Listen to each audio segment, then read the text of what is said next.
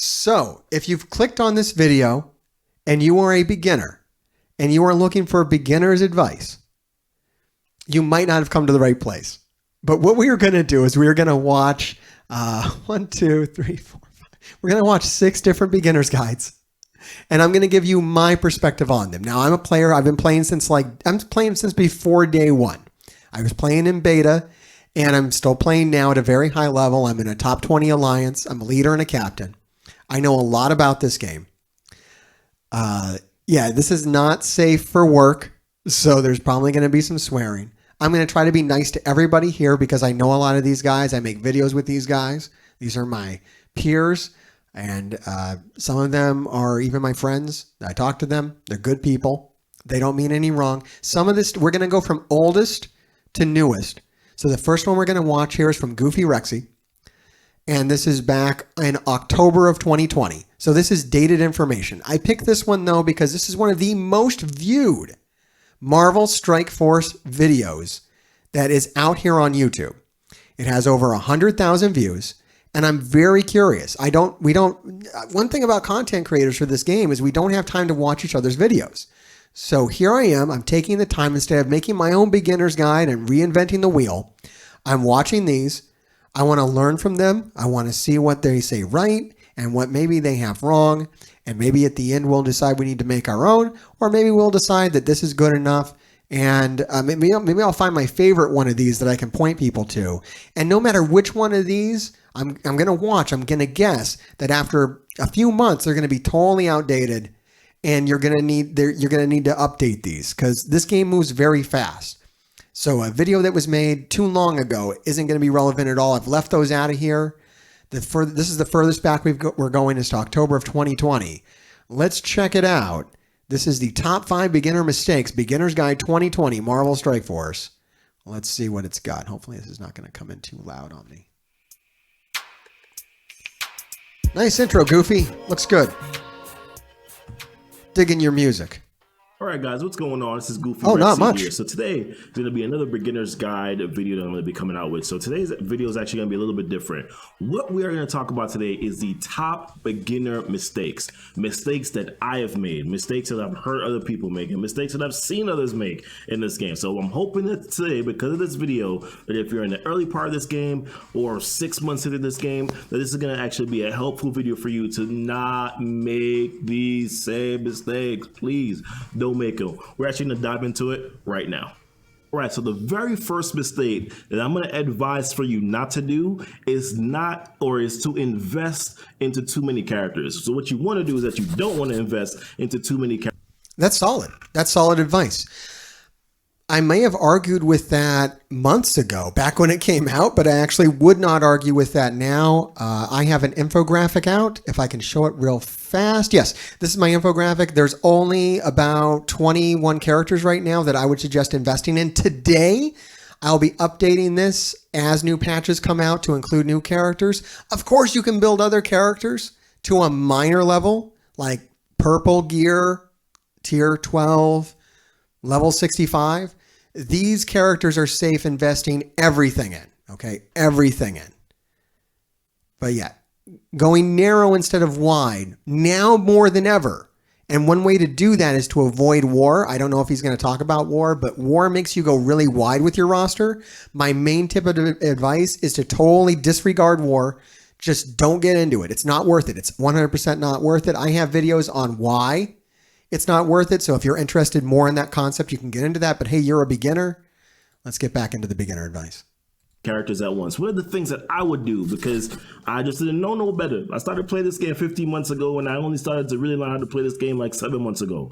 The first thing that I would do is I would literally come here and I would click on some, first of all, crap bad character like Nebula. I would click on her and I would say, all right. Okay, that didn't age well. That's not his fault. Nebula is now OP as fuck. But yeah, that's how fast the game moves, though. He was absolutely correct when this came out that Nebula was the worst shit tier character, right? Not the case anymore. So definitely watch brand new videos, okay? Don't watch old shit, because right here, and that's not his fault. Not his fault at all. That's just how fast the game moves.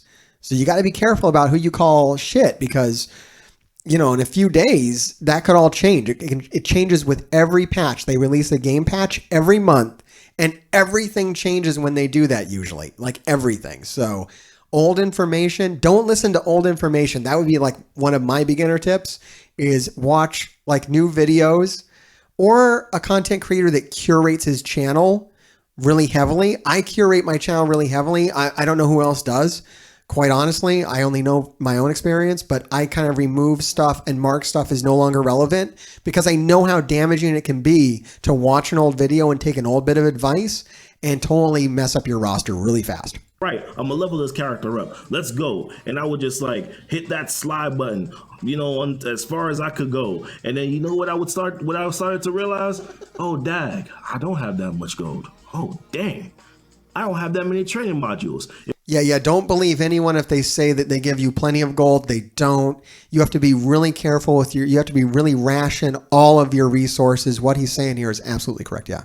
It will give me this thing. You don't have enough training modules or you're whatever. And then gold, you start to just see that gold just go down. And you would think to yourself, I'm gonna be able to get some more gold moving forward. No, you will, but at the same time, like gold is such a scarce resource in this game. All right. Now we're blowing gold a little bit out of proportion, and 100% it is bad. The one thing you can do, and this is like one of the first things I came out here on YouTube to say is spend 1 million gold a day and your gold problem will go away. And it's still true today. And they're still only rewarding people for spending 1 million gold a day. They just updated the gold milestone. It doesn't reward you past 1 million. So just stick to 1 million. You'll be fine. Build your roster really narrow. 1 million gold a day, you'll be fine. And yeah, absolutely do not go crazy with the roster. Just build it to what you need for today. And don't go through the whole thing and just power everybody up. That can be very, very bad for your roster and leave you in a point where you are resource starved, which is the worst point to be at. You never want to be resource starved in this game. Number one, it makes it very easy for them to prey upon you with the predatory offers, the microtransactions. When you're resource starved, you're more susceptible to that. So you want to avoid that at all costs. Game, you gotta be really smart about how you're doing this. You can't invest into too many characters all at once. You want to also make sure that you're invested into good characters. There's a little quick thing on training modules. You probably have started to realize how scarce these training modules are already. The green ones. This is more of a problem for new players than it is for veteran players, but it is absolutely, I would say, it's less of a problem now, actually. This is also dated information. They are giving out more training modules now than they were in the past, but it's still pretty bad. And especially if you go past 1 million gold. If you kind of stick to the 1 million gold a day, then you'll start banking training modules more and it'll be less of a bottleneck for you, but you do have to be wary of them. He is correct about that. And the blue ones, you can find them in campaign nodes. The purple ones, though, you can only get through challenges, and they actually carry more weight than these two. They're in more places. And then your gold ones, you only get them from training orbs, which you actually realistically don't get a lot of them. That's true. Orange is still really, really scarce. How many characters you're leveling up? A big kind of like quick thing, and I would say implement progression points. Implement progression points with characters. I would say in the very beginning part of the game, I would choose specific characters or specific areas that you want to focus on in the game. I would say Arena is a very good, important part for you to focus on. I would also say that, your early campaigns, like your Heroes campaign, is also very good, early place to start to as well. Like, for instance, maybe picking the Guardians team. They're a great early game team. They help you to unlock a Legendary and Star-Lord. Pick a team like that. I've heard that advice a lot, and the more I hear something, the more I don't know if it's correct. I'm nothing against him. Just I don't know about that. I know that Gamora and Nebula are really good right now. I mean, Gamora is probably the single best hero character in the game today. Unlocking Star-Lord, though, is not something you need to do anymore. It was like one of the number one tips that goes back 3 years ago that everyone has said periodically for 3 years, but it's becoming a little repetitive to the point where it probably is not true. It might not be the best advice. I would rethink that one. I haven't played through the opening of the game in a very long time, So maybe I'll change my mind on that. Maybe someone will talk about how great Star-Lord is, but I don't know. I don't believe in that. I do believe in Gamora and Nebula though. They are very good. But I think the buff that Gamora recently had probably makes Star-Lord really a non-issue. And start implementing progression points. Bring them up to level 25 first. Gear tier 5 with their abilities at 3, 2, 2, 1. You know, and then get them there. And then, hey, after you've gotten them to that progression point, then maybe you want to work on your villains team and bring them to a similar progression point, just so that you can make sure that you're kind of controlling a little bit, you know, kind of like the crunches on training modules and the crunches on gear. Gold. I mean, gold is not something that's going to get better as you kind of move forward throughout the game. Now you get better. You will get better at managing your gold, but gold itself, the scarcity aspect of it, is not going to get better. And if you That's true. That's a really good point. And yeah, they've actually doubled down on that. They are giving us more gold every day now than they were. It's up about 100,000 and it's going to go up about another 100,000. But you're only going to get, as you get into the end game, 1 million gold a day. Now it's going up to about 1.1. It's going to go up to about 1.25 million a day. And that's as much as they're giving on that. They are not upgrading. As far as I know, they're not going to buff the gold orb. So this advice where you only spend 1 million a day is really the best advice for controlling the gold. There's really no other way. Of course, if you need it, you're in your lane, right? And you're not pulling your weight in your alliance and people are getting upset with you and you're going to lose a spot in a very good alliance because you can't clear your lane or you're having some issue in the game that is holding you back, then you need to spend what you need to spend to clear that up. I'm not saying you need to spend money, just you might need to crack open some gold orbs and make it happen. I've done that plenty of times. Usually war forces me into that, which is why I say avoid war, because war is my number one point where I always end up spending more than I want to because I need to make this war attack. I don't have this war team. I need to build it today, screw up my whole plan to do it. And then I still fail the damn attack and it's useless. Like it's really a pointless mode that only wastes your resources. I'm curious if he gets into war. You manage and start implementing these progression points from the early part on, you're actually going to realize that you're going to have way more than enough training modules that you need in order to be able to progress in this game. So I would say do not invest into too many characters at once. You're going to want to get comfortable with seeing this button. You know, you're going to want to get comfortable with seeing that red dots are your button. friends. You're going to want to get comfortable with those because number one, not every character in this game is good. So you don't want to train them up. Or will stay you good. Don't have enough resource to invest into too many characters at once. So be very smart. If you're spending money in this game, you're probably in a better position, right? But if you're not going to spend money in this game, I'm going to say spending money in the game actually doesn't help you that much. Maybe a bit of a hot take, but it's true. I know a lot of people that spend more than I do that do way worse than I do. So it's more about proper resource control than it is about spending. In fact, spending can kind of speed you up to the point where you screw up your roster more readily than not spending. Moving into new characters too fast, especially war characters, like Heroes for Hire. You think people were really helped out by Heroes for Hire? No, they were not. They spent into them, they bought them, and then in 1 month they were totally obsolete, and all the gear they put into them, all the money, all the gold, it's all wasted because they moved too fast on it. Do not invest into too many characters at once. Do it in sequence. Do it the smart way. Do it the resource management guide way, and I guarantee you that you're going to be 100% okay in this game. The next thing that I want to talk about, guys, here is don't be like me. Seriously, do not be like me and not I would say don't be like me either. Or not focus on getting legendaries in this game. Seriously, you have all right, so he just contradicted himself, but I think that's great, and that's fine. I do that all the time, too. Yeah, absolutely. Don't focus on legendaries. The legendaries that we're looking at here, only 2 of them are on my list of characters that I would recommend building. Real fast, just to go back to this. So I have Nick Fury on here because he's a part of a brand new team. Well, I have Jubilee on here, who I don't think was out at the time on his video. Jubilee's very good, though. She's worth getting. And Dr. Octopus, who I'm kind of iffy on, so I don't know how much you need him. The highest recommendation out of legendaries right now is Nick Fury because he goes on a brand new team and the team is very, very good. and it really does well in raids. And basically he ties into Kestrel. And right now, if you just started the game, you might not have Kestrel. If you don't have Kestrel, don't even worry about Nick Fury. Wait until they make Kestrel farmable until you worry about that. But Nick Fury's good. There's a chance that you might end up having to have your Kree built for the Gamma raid. That's still a thing that people need Kree. So having Kree, you might need to have them anyways for the Gamma raid. It's unfortunate. I think it's Kree minions too for Nick Fury. Man, it's really harsh to get Nick Fury, but it's something to work on. It's a long-term goal. It's nothing you need to... Yeah, they are trash characters. It is shit.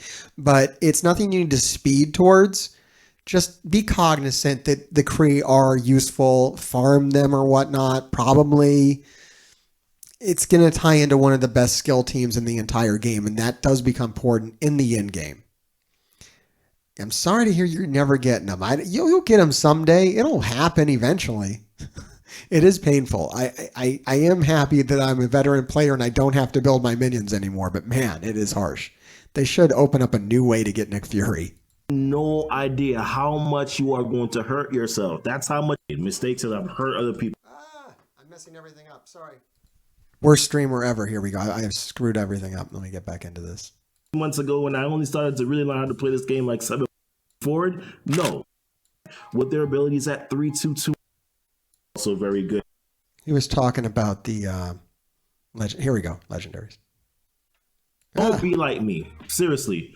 Do not be like me and not get legendaries or not focus on getting legendaries in this game. Seriously. That's true, Madman. You have no idea how much you are going to hurt yourself. That's how much it hurts me. Pulling my beard is how much it's going to hurt you by not investing into legendaries. No, it's true. He's not critical, but yeah, I mean, he's nice. He's nice to have. He's nice to have. Out of all the legendaries, if I could have one legendary, I would take Jubilee. But then I would also think about Nick Fury. I would definitely think, but it's so hard to get them and you have to build so many crap characters. Like, I don't know. I don't want to suggest that too hard for beginners.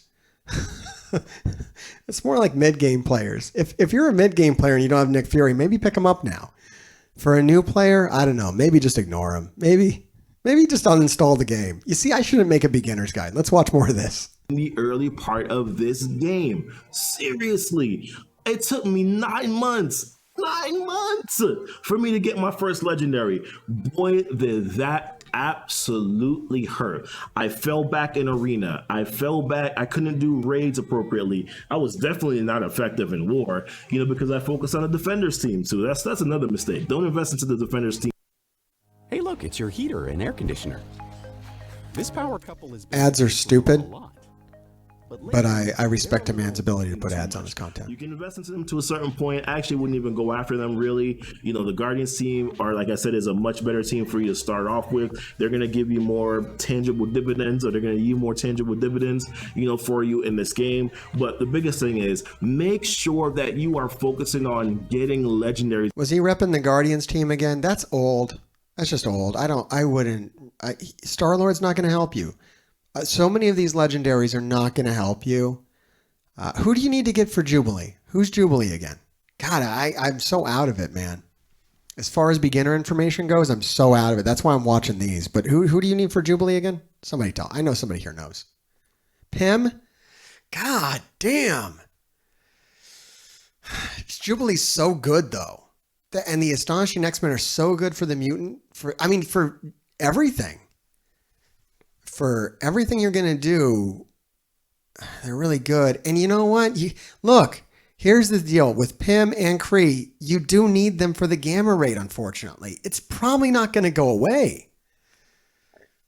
You can't get Yellow Jacket when you're new? That's a big problem, isn't it? God. I don't know, man. Uninstall. You can't get any characters that you need. I'm sorry. Just uninstall. Beginner's guides are stupid because really the best tip is to uninstall. In the beginning part of this game, start looking at a legendary farming guide. Start figuring out, okay, who's the first legendary for you to go after, which none of them is Star-Lord. No, it's dated. It's old information. No, don't go after Star-Lord. Don't go after legendaries. He had it right. The tip is right. He full stop after don't go after legendaries. Is the first legendary that I would recommend. Number one, he's the other than Iron Man, he's the easiest he's the easiest legendary for you to be able to target in the very beginning part of the game. He's also going to help you along with him and his Guardians team to get you through the first. All right. So his information is dated because you used to need him maybe to like get through the hero campaign, but now that Gamora is so fucking OP, like seriously, everybody, if you're starting now, if were listening to something like this, just throw it out the window. It's over. It's done. Gamora by herself is fucking amazing. She will solo the entire Heroes campaign. Just keep building Gamora. It's actually what I did. The advice is going back to 3 years ago. When I was playing 3 years ago, the thing to do was just make Gamora OP and you would just win the game. And it's even more the case now. You can put all your resources into Gamora and just win. Just get Gamora. You don't need any legendaries. You don't need Star-Lord. You literally need no one else for the hero campaign. Just Gamora. 6 chapters of Heroes. The first, the first chapters of the Nexus campaign until you get to like the newer late game chapter for Nexus. Yeah, Nexus. Just forget the fuck. Gamora and Nebula will now entirely own the Nexus campaign. So yeah, just those two. You don't even need to just. Fucking don't worry about it. Yeah, right here. It's in my chat. Gamora and Nebula. Everything is great. Just fucking. A villain version of Gamora, I would say, was probably Zemo. Zemo does tear up the villain campaign. I don't have him on my list of characters to really dump a lot of resources into, but I think even at minimum resources, Zemo is so fucking good. Zemo plus like Hydra Grenadier is going to just run right through that villain's campaign like crazy. Same thing with the Cosmic campaign. He will help you to get him and his team will help you to get through the Cosmic campaign. Star-Lord is very good along with his team in the Dark Dimension 1, mode too as well. And also he's a phenomenal character to slot in with Minerva in Dark Dimension 2 so that you can go ahead and get your Ultron. So he's a very good early game legendary, actually the best early game legendary, and a legendary that can take you up until the mid game point. Not going to take you much further than that, but up until the mid game point, you're going to have Star-Lord be able to take you there. And ultimately at that point in time, you should have already unlocked other legendaries as well. Legendaries drive this game. This game is all about legendaries. You want to make sure that you are ultimately focusing on getting legendaries. Black Bolt is a top, I would say a top 3 character in this game that is phenomenal in Arena. Whoa, that was dated when he said it. Black Bolt is not top 3. Black Bolt is totally off the radar. I don't agree with that. I know a lot of people like Black Bolt. He's not a bad character, but he's really not that great anymore. I think that was dated even when he said it. I mean, he's definitely at a different point in the game that I am, just looking at his roster, like glancing at it. He hasn't been playing as long. Black Bolt is cool, but there's so many better characters now than Black Bolt with the power creep going on. I don't think so. And definitely not worth like going as like building all the characters you need to get Black Bolt, and it's not gonna be worth it. No, he's phenomenal everywhere, in this game. So he's phenomenal everywhere. You're gonna want to use Black Bolt. Invisible Woman is absolutely fantastic in Arena. She's also a character that you can use in Dark Dimension 2. I use her along. Okay, that's old Arena information. It seems like Black Order was around. I mean, I guess he's talking about beginners. So I don't know. No, you're only legendary. Yeah, he had it right. Skip legendaries. With Minerva and Groot and Rocket. I wouldn't recommend Groot and Rocket, but I use those 3 characters and 2 legendaries, as you can see, Star-Lord and Invisible Woman, to get through Dark Dimension 2, and I did it in 2 days. So you want to focus on getting legendaries. Phoenix is probably the best character in it. Yeah, once again, Dark Dimension 2, you're going to rip that open with just Gamora and Nebula. Nebula on her basic steals health at 10%. It's insane. It's really OP for Dark Dimension. Plus, if you're going to build Pimtech to get Jubilee, they're going to be amazing in Dark Dimension. So even though, I know Yellow Jacket's unobtainable, so that really sucks. But That would be better. How hard is it to get Yellow Jacket? How much have they screwed people over by not making Yellow Jacket obtainable? What do you have to do to get Yellow Jacket? Why isn't he make Yellow Jacket obtainable? God damn it! He's in Doom. Move Yellow Jacket. Jesus Christ! He's deep in the Doom. What the fuck is going on with this game? Why does it suck so bad? Stop it.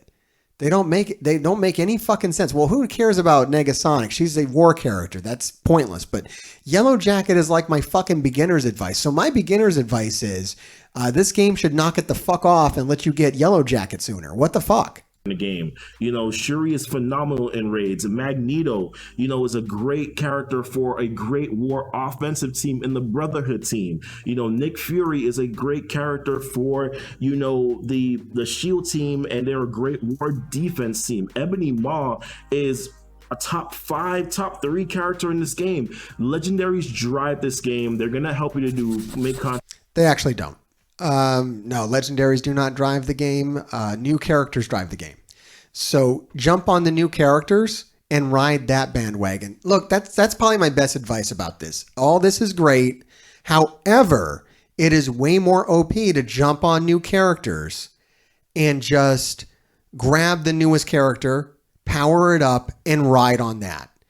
And if you can't beat a certain part of the game, just wait for the next new character. If you're stuck in villains, I know we've been waiting forever for a new villain, but just wait for a new villain, jump on that new villain, especially event releases. Event releases are great. Just jump on it and then come right through. Just come right through. And yes, please do remember this was back in October of 2020 when he put this out. So this is dated information.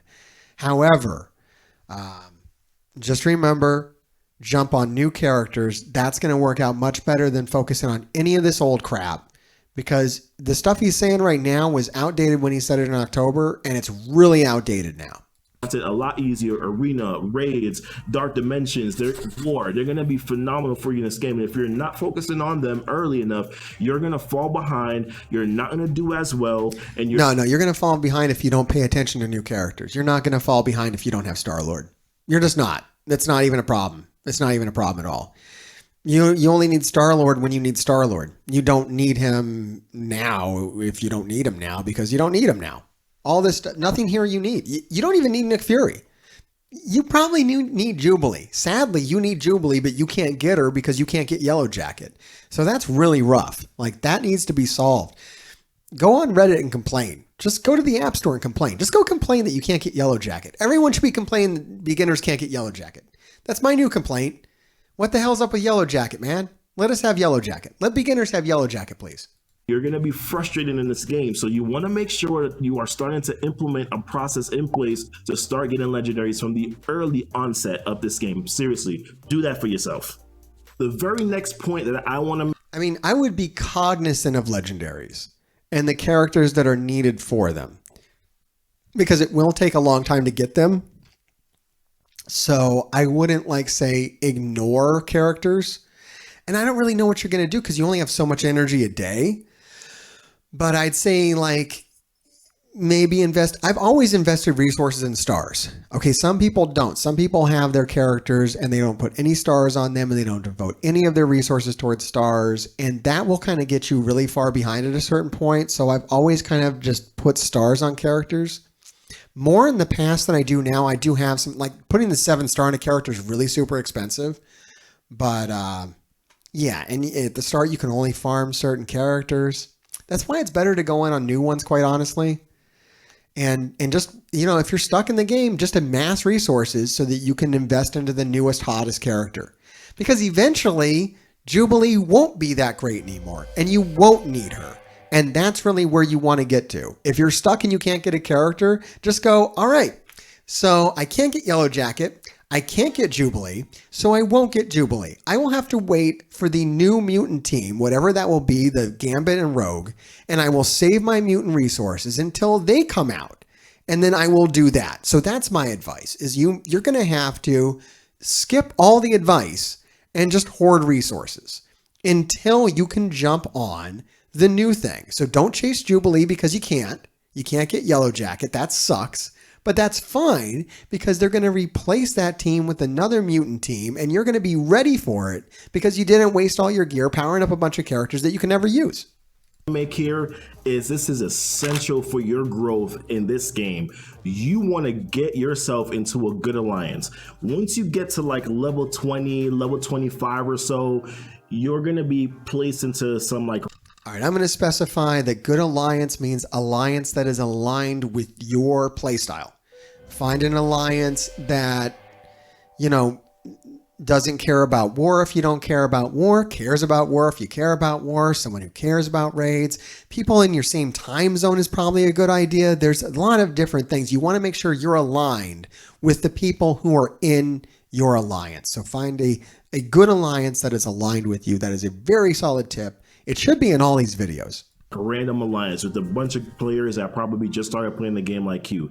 And I know it sounds really cool. Oh my God, like I have people that are playing this game with me. Maybe I can connect with them. First of all, I just started a baby account probably about 4 months ago. They don't even talk to you. Just not nice. I said hi and nobody talked to me. Why nobody talk to me, man? I'll talk to you. Hey, I'll talk to you, Goofy. I feel better about myself. Seriously. The do talk early to alliances that they slot you into, get out of that alliance as fast as you possibly can. Seriously, you want to get yourself into a good alliance. There's actually 2 ways for you to be, that I've used to find alliances in this game, not through the game. I ultimately use Discord and I also use Facebook. I'm actually going to put 2 links down below where you can actually go and find and get connected and find, you know, and start looking for alliances there, or post your information and say, hey, I'm looking for an alliance, and see if you find a match. But the reason why it's so important for you to be able to get into a good alliance is because you're going to want to make sure that you're doing things like this on a regular basis. You're going to want to get into an alliance that is raiding frequently, like every day, you know, frequently. You know, this is how you're going to progress your character. So right now we're doing U7. Good Lord, are there alliances that don't raid every day? What the hell is going on out there? Yeah, if you're in some alliance that isn't running a raid every day, I don't know what the hell is going on. You could also become a captain or leader if you're really out of your mind. So that's an option too. So I'm actually going to go down to like maybe U6 to give that as an example. You know, so in U6, you see these rewards here. We're going on to tier 1. So these rewards, you're going to be able to get raid credits. We talked about legendaries earlier, and when you're raiding on a frequent basis, you're going to be able to get raid credits. You need raid credits, at least 1,400 of them, to be able to farm specific characters in the raid store. There are a lot of characters that are in the raid store that you can use to unlock legendaries. You know, we talked about guardians, right? So Rocket Raccoon is a guardian character that you can use to unlock Star-Lord. You also have okay, old information. You can use raid credits to get Zemo, and Zemo's really good. I think that's great. Who else can we get in the raid store now? Who else can we get in the raid store that's very good? Let me just pop into the game today and see what's going on there. If I was getting raid credits and I was going after a character in the raid store, who do I want? I think I got to look in the orb here. Is anybody here on my list? I mean, Zemo is not on my list of characters to build, but he's going to help you out really fast. And yeah, Kitty is not on my list, but she goes with Astonishing X-Men. Once again, you know what? No. No. You're going to have to wait because you can't get Yellow Jackets, so you can't get Jubilee, so you can't use Astonishing X-Men. So ignore, sorry, no point to it. The only character worth a shit in here is Zemo. That's it. And he's dubious at that. But I kind of believe Oracle, yeah, no, true, because if you want to get Nick Fury, then you want to pick up Oracle. So there's that. A lot of people do like Killmonger. Also a good character. So there's some decent characters in here. There's some things to grab. There's a lot of shit to avoid in here. There's a lot of stuff to avoid. Is this oh my God. Yeah, Grenadier. Yeah, I mean, yeah, this is gonna do it for you right here. Get Grenadier. If you want to beat the villains campaign, Baron Zemo and Grenadier is what I would go after. I wouldn't do this Guardians thing anymore. I don't think that was a good idea back in the day either. But yeah, I would go for those. I would go for Grenadier. Grenadier and Zemo. That's the good ones. And, yeah, Grenadier and Zemo. And, stuff you need to get other. I don't think you can use Ronin to unlock Nick Fury. They have to be cream minions, I believe, specifically, which sucks. I don't know. Ronin, I think, is for something, but for Phoenix or something, but I don't think that's the thing anymore either. Access to Cyclops. Cyclops you can use to unlock Magneto. You don't need to unlock Magneto. Thor, you can use Thor to unlock Black Bolt. You don't need to unlock Black Bolt. You don't need Ebony Maw. It's over. And also these 3 characters that I mentioned are also good characters in the game that. Yeah, 7 stars for Zemo is way OP compared to everything else. Zemo and don't forget Hydra Grenadier. Zemo on his own is great. Zemo with Hydra Grenadier is fucking OP. It's amazingly good. It's better than all the other shit. It's better than legendary characters. Those two together have the highest fucking DPS in the game to this day, I think. I mean, Kestrel plus her new team is probably better, but man, fucking Zemo and Hydra Grenadier. Don't fucking forget Hydra Grenadier. That motherfucker slaps. That are part of really good teams, that you can use throughout. Yo, Hydra Grenadier fucks. Ronin is also in that Truth. store. You can use Ronin to unlock Phoenix. So you're gonna want to get. You don't need to unlock Phoenix. Farm characters in that store. Also, you're gonna want to make sure that you're getting these 2. I'll tell you, Phoenix is nice for Dark Dimension. I don't think it's needed, but it's nice. I'll tell you, you do need legendaries eventually if you want to get like Doctor Doom. If you want to make it through Dark Dimension 4 and 5, you need legendaries. So you do need that in the late game. So you always work towards the legendaries. Yeah, pick up some fucking Ronin shards or whatever. And yet, get into Alliance that fucking raids. That's still good advice. As well, your ability mats. So we talked a little bit earlier about, upgrading characters' abilities. These abilities right here, in order for you to be able to upgrade them. Well, I'm at the T4 status at this point, but when to be able to upgrade characters' abilities, you're going to want. Get ready, world, for a whole new way to. Yeah, you'll find that if you are in a good alliance that is earning purple ability material, like if you're missing purple ability materials, being in a good alliance that raids is going to get you a lot of purple material ability materials very, very fast. T2s, your T3s, and earlier your T1s to upgrade characters' abilities. You're going to want to make sure that you are in an alliance that is raiding every single day so that you can get those ability mats so that you can upgrade your characters at a regular and at a consistent basis. So please do not allow yourself to be stuck into that early crap bag alliance. Get the heck out of that alliance. Go find yourself a good alliance so that you can progress in this game. You're going to be able to get orbs too as well, raid orbs.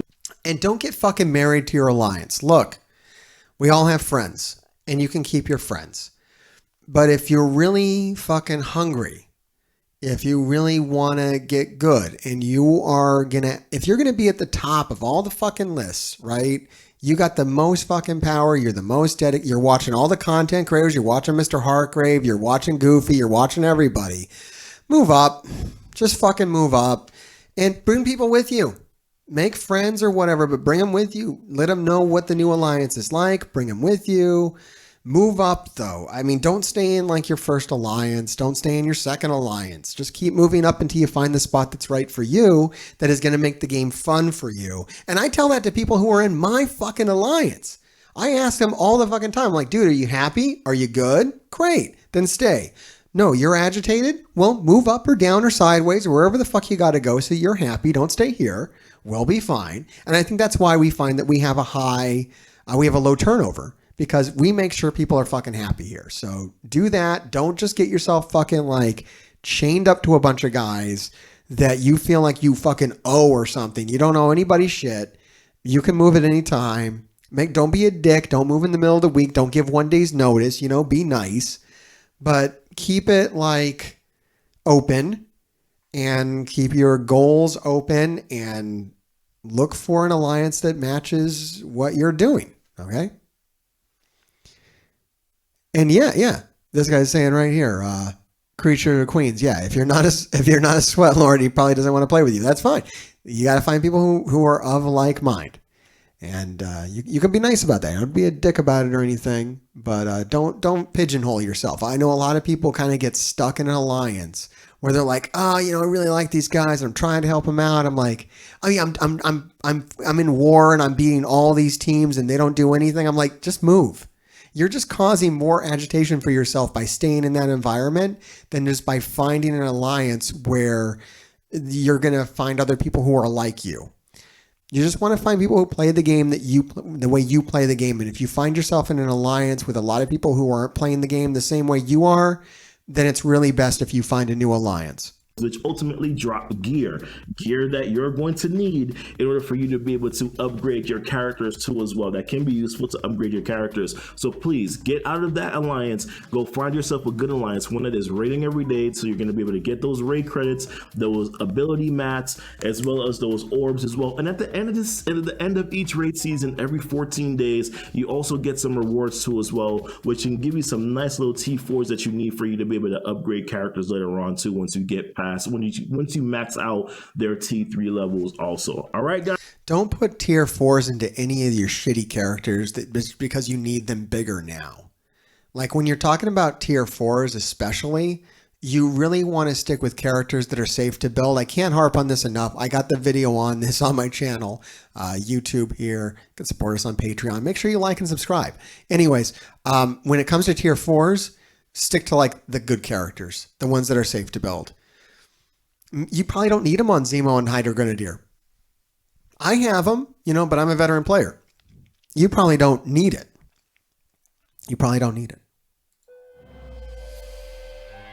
Guys, please do it for yourself. All right, so the next thing on the docket here is Arena. As you can see, I have Arena right up here. This just moves too fast. I got to skip this part because it just moves too fast. This doesn't even relate anymore. I don't know. Well, we'll watch it, but just know that this is old information. The Arena is all now either like Black Order or Infinity Watch.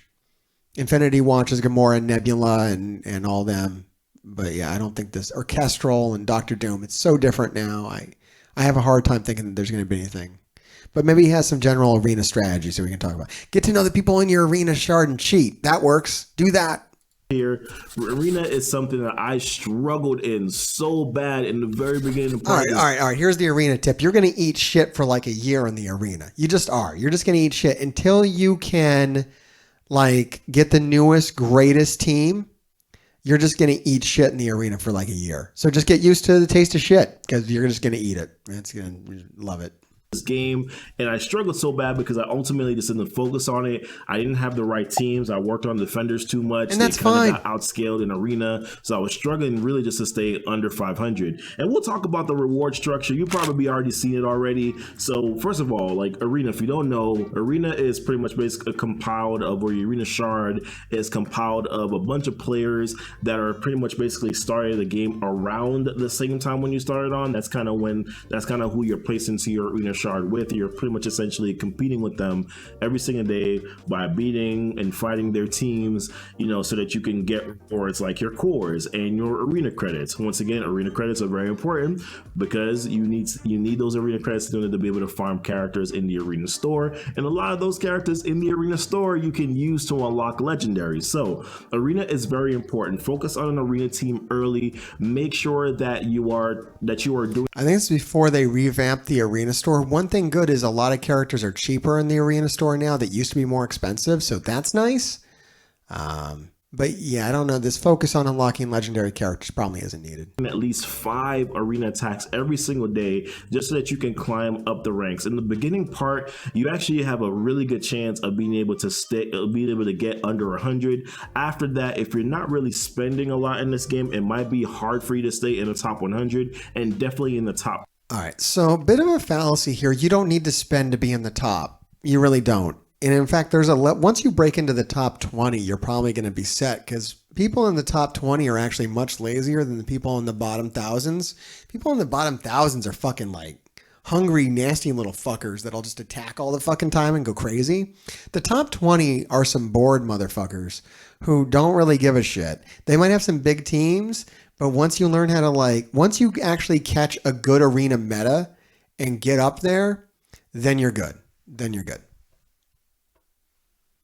You didn't get a shout out? Shout out to Satan. Hail Satan. Is that how you say that? Satan? You just got me to say Hail Satan, didn't you? You son of a bitch. Well, thank you. 50, but you're still going to be able to get, I'm in the 100 to 250 range right now. I'm getting 100 cores every single day. I'm getting 550 arena credits. So I'm definitely able to get, 1 or 2 farms every single day of a particular character. I'm able to get at least 2 campaign, energy refreshes per day. So because of these cores, or the equivalent, right? The pricing of the cores is going to equate to me being able to do 2 refreshes every single day to get God, the arena energy. sucks, so ultimately, man. You're going to want to make sure that you're fighting in arena and that you're doing well in arena and focusing on a good arena team so that you can get. I would say you can really kind of ignore arena until you catch the new fucking team. Just catch the new, like right now, if you missed Infinity Watch, you're fucked until the new thing comes out. It's going to be like a year. But once the new thing comes out, you can jump on that and then give a shit about Arena. Until then, just kind of fucking tread water. Get up as high as you can. Try to hold. It's just going to suck. It's probably mostly going to be a waste of time. You could spend $20 just to not even care about it. I don't recommend spending on the game, but there is that. And it's legit $20 to never care about Arena. But whatever. These cores so that you can get these credits so that you can farm characters. So don't make the mistake of not working on your arena team and not staying up and not doing your 5 arena attacks to make. I would say don't be unrealistic about your arena team. If you don't have Infinity Watch, you're fucked. I mean, that's it. You're just fucked. If you don't have them, it's not going to work out until the next thing takes over. Just know that. Save resources for it. Be ready to invest in it when it happens. Make sure that you're getting these rewards on a daily basis. And then it's going to be easy. I mean, people who just got Infinity Watch are right up to the top. We got a whole bunch of new people that have invaded my arena shard. I mean, they're not like serious about the game, so they're not really that much of a pain in the ass, because people up in the top 20, at least my shard, we're like super diligent. So we're always on and we're always, making sure we hold our position.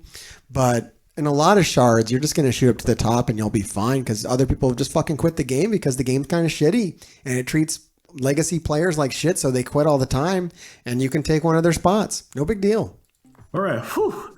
We on the last one, y'all. So the last mistake that I want to make sure that you're not making is not getting your superior uniques and your mini uniques for your characters. And like I said, to the very latter part of the game, right? You're going to want to get into Dark Dimension 2. You're going to want to get into Dark Dimension 3. You're going to want to start purchasing these superior uniques and these mini uniques in the store earlier on. So obviously the first thing is figuring out what characters you're going to want to use in Dark Dimension 2, Dark Dimension 3. Yeah, this is a big point. I'm glad he's bringing this up. It's rough. It's really rough. Like right now, yeah, you would buy superior ballistic weave. I mean, I do. Do you need to? I don't know. This is old information. This was definitely a great tip in October. Right now, God, I think they're going to loosen up on these, but if they don't, you got to buy them. I don't know. You just started. You don't need them right now. You're going to need them. You're going to hyper focus on characters. Yeah, you still got to buy these things. It sucks because it cuts into that million a day. It doesn't really cut in that much, though. I buy every single one of these I see. All these, yeah, I buy every single of these little pieces. Let me see if I can show this a little better than, I don't know if is he going to show it? I'll see if he shows it. If he doesn't show it, I'll show it. There's a lot of guides out there as to what teams and characters you can use. So I would first definitely look at a list like that to figure out what are the good characters. Oh, don't call them T13s, because that's not the right fucking name for them. That's what I got told today. Somebody got sassy on me. I don't know what the fuck to call them. They're 13s. You needed them at tier 13. You also need them for tier 14 and tier 15. So yeah, technically you can't call them tier 13s, but we all know what the fuck we're saying when we say tier 13s. Look, I made a video about how the fucking tier 13s are, you can buy them with money or whatever. And everybody knew what the fuck I was talking about except for one guy. Anyways, tier 13s. Yeah, buy them. That you can use for those late game nodes, or just ultimately for characters that you want to be able to bring into like U7s and things like that later on, right? So I would say look at those superior. It's the worst bottleneck in the game. Everybody calls them tier 13s. The tier 13s are the worst bottleneck in the game right now. So when you see them, buy them. No matter what part of the game you're at, buy tier 13s. And I'll show him in a second if he doesn't. Right now, Ballistic Weave is a high price item. I'm actually going to purchase it right now as a high price item for me as a superior unique, because both Emma Frost and Mr. Sinister need it, who are two characters that I plan on bringing to gear tier 13. You don't need either of them. Also, maybe potentially one of them to gear tier 14 too as well. You also do have other mini uniques that you can find. This is another reason why you have to be stingy as fuck with these, because they're so fucking rare. Don't even fuck with them. Don't add. That's a good point. Don't add them to just everybody. Don't take everybody up to tier 13. You have to be really fucking stingy with what you do.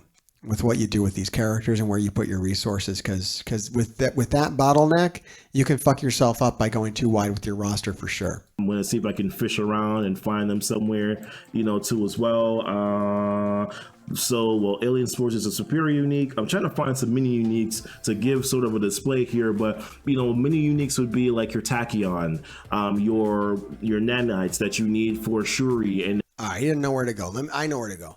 All right, let me show him here. Gameplay, here we go. Let's get these mini uniques up and show these for Goofy here. Let me show you where these are. What's the best way to show them? All right, one of the best ways, well, I can show you the 14s and 15s really easy. Here we go, get the orb. Well, it sucks. Here's the thing. 14s and 15s clearly are not as big of a bottleneck. Why aren't they a big bottleneck? Because I have 345 Armory 14 orbs that only give you the 14s. I have 46 of the Armory 15 orbs that only give you the 15s. And I'm not hurting for them. I don't open these. I don't need them. So the 14s are really fucking pointless. You can farm these on nodes eventually. So these are really going to loosen up for you. You don't need them. You can find out where they are. You click on this right here. You can see them all. You can see all of them that are here. You can look at these. These you don't need to buy in the store. You can farm these on nodes eventually. You don't need to buy these. Plus, they give you a ton of these. You get a lot of these. Don't worry about it. The 15s are a little more rare. However, they're really loosening up on them. They're these ones here. You can see them all right here. They're really loosened up on these guys. So while these are important and you only need them to go up to tier 15, which might be very late game for you, those are very rare. Now, the fucking 13s, what we refer to as the tier 13s, maybe you don't, I don't fucking know. Anyways, we're going to call them tier 13s because we're normal. They're only found in these fucking like orange elite orbs, which are hard as shit to get. I only have 89 of them. I've been opening most of them because I always need these fucking things. And they're extremely rare even in here to find them. Where the fuck are they? Here they are. These fucking things. Every character needs like 62 of them to go from tier 13 to tier 15. They got to be farmable at some point. They got to stop fucking with this way. But these are crazy rare and you will run out. Because you see, I have 15 of these. I'm a late game player, veteran player. I've been playing for 3 years. I barely have these fuckers. So yeah, these are rare as shit. Always buy them. I'm sorry. You just got to always buy them. Know what they are. I know them on site. I know every single one of these on site because I buy them every day in the store. Just get fucking really intimate with these. Know what these are. Always buy them. The magic number to hit is somewhere. You have like 70 of each one. As long as you have 70, like I probably don't need any more carbonadium, right? I'm probably okay on that. I have about 140 of it. You're going to ignore a lot of characters and not use it on them. So some of these are better to have than others. Like this fucking gravitonium that you need for both Shatterstar and Longshot. It's in high demand. Another one that's in high demand is this shit here, this miasma. You need this for Adam Warlock. You need this for Doom. You need this for Hela. Really great characters. You need a ton of this shit. I've totally run out of it. It's crazy. So some of these are more in demand than others of these, but typically your rule of thumb is if you have about 70, you're doing, at least you can take one character and then you can decide what you want to do. But they're super fucking rare. So always buy them out of the store. Like right now, I've got a unstable cloth here. Like I said, I have it at 70. I should probably buy it. Not buying this is actually kind of fucking dumb, and I should probably fucking buy it. Over here, Astral Energy. This is another one. Once again, I have it over 70. Still, probably fucking dumb for not fucking buying it. Like, it's crazy. Oh yeah, the alien spores are ridiculous. You need them for every single symbiote needs 60 fucking alien spores. So if you're into symbiotes, which I don't even recommend building them anymore, but holy shit. This is just madness. Now, one thing they are doing is they are giving you these 4 new characters through events. Right now, there's an event running. So they do know that this is a fucked up bottleneck, and they are starting to give these out in the events. 4 new characters. Once again, this is why I'm stressing building new characters when they're new, because they're actually helping you do it. And this might be kind of what they do to ease up on the bottleneck. So you got to kind of play the game they want you to play. You don't have as much. If you think you have player agency in this game, you're deadly fucking wrong. You're sadly mistaken, because this will cut off your player agency. If you go around and you make a mistake on who you take up to like tier 15, the highest level, you're out of those materials and you might not see them for like a year. I'm not even fucking with you. Like a year. It's crazy. It's actually crazy how punitive the game is towards you having fun and just building who you want. It will fuck you up because they want you to buy them. Here's the dirty secret about these. I made a video about this too, but I don't know. This is such an annoying thing for me that I feel like I want to bring it up. They want you to buy them. They're right here in the game. These specifically, these tier 13s, this is why it's not more farmable, because this is the only gear pieces that is like this. They want you to buy them for $15 for 10. This is what they try to get people who want to be competitive, people who have made mistakes. This is what they're doing to them. This is wrong, by the way. This is extremely unethical. It's not right. And this is one of the reasons why my top tip for beginners is just to uninstall, because this game's kind of fucked up. Like, it's not cool. One other spot, because I don't want to catch shit down in the comments, is you can't get them out of these fucking orange war gear orbs. These fucking suck, though. They barely drop out of here. It's a random chance. You never get the one you want. It's ridiculous. Yeah, sure, they're in here. Whatever. People in the comments, leave me the fuck alone. Okay, let's get back into the reaction, because we got a lot of these to go. Holy shit. And awesome to see the Gravediggers hanging out with me through this, but I don't want to be up until fucking, next year doing this. So let's finish this one up and get on to the next one. That you need for Minerva to get them to gear tier 14. You're going to want to start purchasing those things early in the game, because ultimately they're going to be hard as you get towards the latter part of the game. The mini uniques are very, very difficult. The superior uniques are a little bit easier for you to find because they show up more frequently in the store. This is the superior uniques, I should say. The mini uniques are a little bit more difficult for you to be able to find. So you're going to, whenever you see them, and if you know that there's a piece that you're gonna use on the character later on, you're gonna want to make sure, that you're purchasing those items and those pieces in the early part of the game. So please make sure that you're doing that for yourself, and so that you're kind of keeping yourself a little bit ahead of the curve when it comes to that. But listen, guys, this is pretty much it for me. I'm hoping that this was helpful for you. The top mistakes that you should not make. All right, cool. That was pretty good. That was pretty good. I mean, information was dated. I mean, obviously we're watching something from October, so yeah, it's going to be a little dated. I did like his high level tips were really nice. Narrow roster. Don't worry about legendaries. Then he went into worrying about legendaries a little too much, but the high level tip was good. Don't worry about that. And buying those is good. Good point in my chat. You can't buy them until you're level 65. So that kind of fucking sucks, man. Those tier 13s are fucking nasty. Okay. Moving on. Whew. This one could get contentious, people. All right. This one has 50,000 views. It's from someone that, you know what? If I can't say a content creator's name, I just don't. Why don't you have a nice pronounceable name like Heartgrave is what I want to know. Make sure you like and subscribe. All right, let's watch this guy. What's up, guys? Today, we're going to be talking about Marvel Strike Force and how to not suck at it. We're going to be counting down my top 10 new player tips, so let's get into it. I'm telling you right there, that was edgy as fuck. Alright, so today we're going to go over 10 tips for players who are new to Marvel Strike Force. Quickly introduce myself, my name is Casino, I've been playing Marvel Strike Force and making Oh, so you spell it weird, but you just say it Casino. Cool. Content for this game for over 3 years now. I've been playing since soft launch, and I make tier lists, ability upgrade guides, blitz predictions, and all sorts of other resources for the game, which See, this motherfucker was here from day one, so his shit's going to be tight. we'll touch on at the end of this video. I'm going to try to keep this brief, but there will be timestamps in the video description if you're looking to skip around. All right, on to the tips. Starting us off with number 10. Can I get Genome to make all my shit all like polished and shit? Would you guys like my shit all if it was more polished? Character I prefer movie clips and shit. positions, action. Yeah, we got the room's getting hot for this video. I'm telling you what. Look, this content creator was top of the fucking pile until he said some shit that didn't go over so well with everybody. And now he's like bottom of the heap and nobody talks to him anymore. But let's see what he has to say for beginners, though. Let's put the other stuff aside. This probably isn't going to be the one I recommend that everybody watches. But yeah, he was like number fucking 1, man. He was king of the fucking heap. But you go get yourself fucking canceled for saying some shit and then you see what happens. Actually matter. I wanted to start with this one because when I started, I had to have someone tell this to me.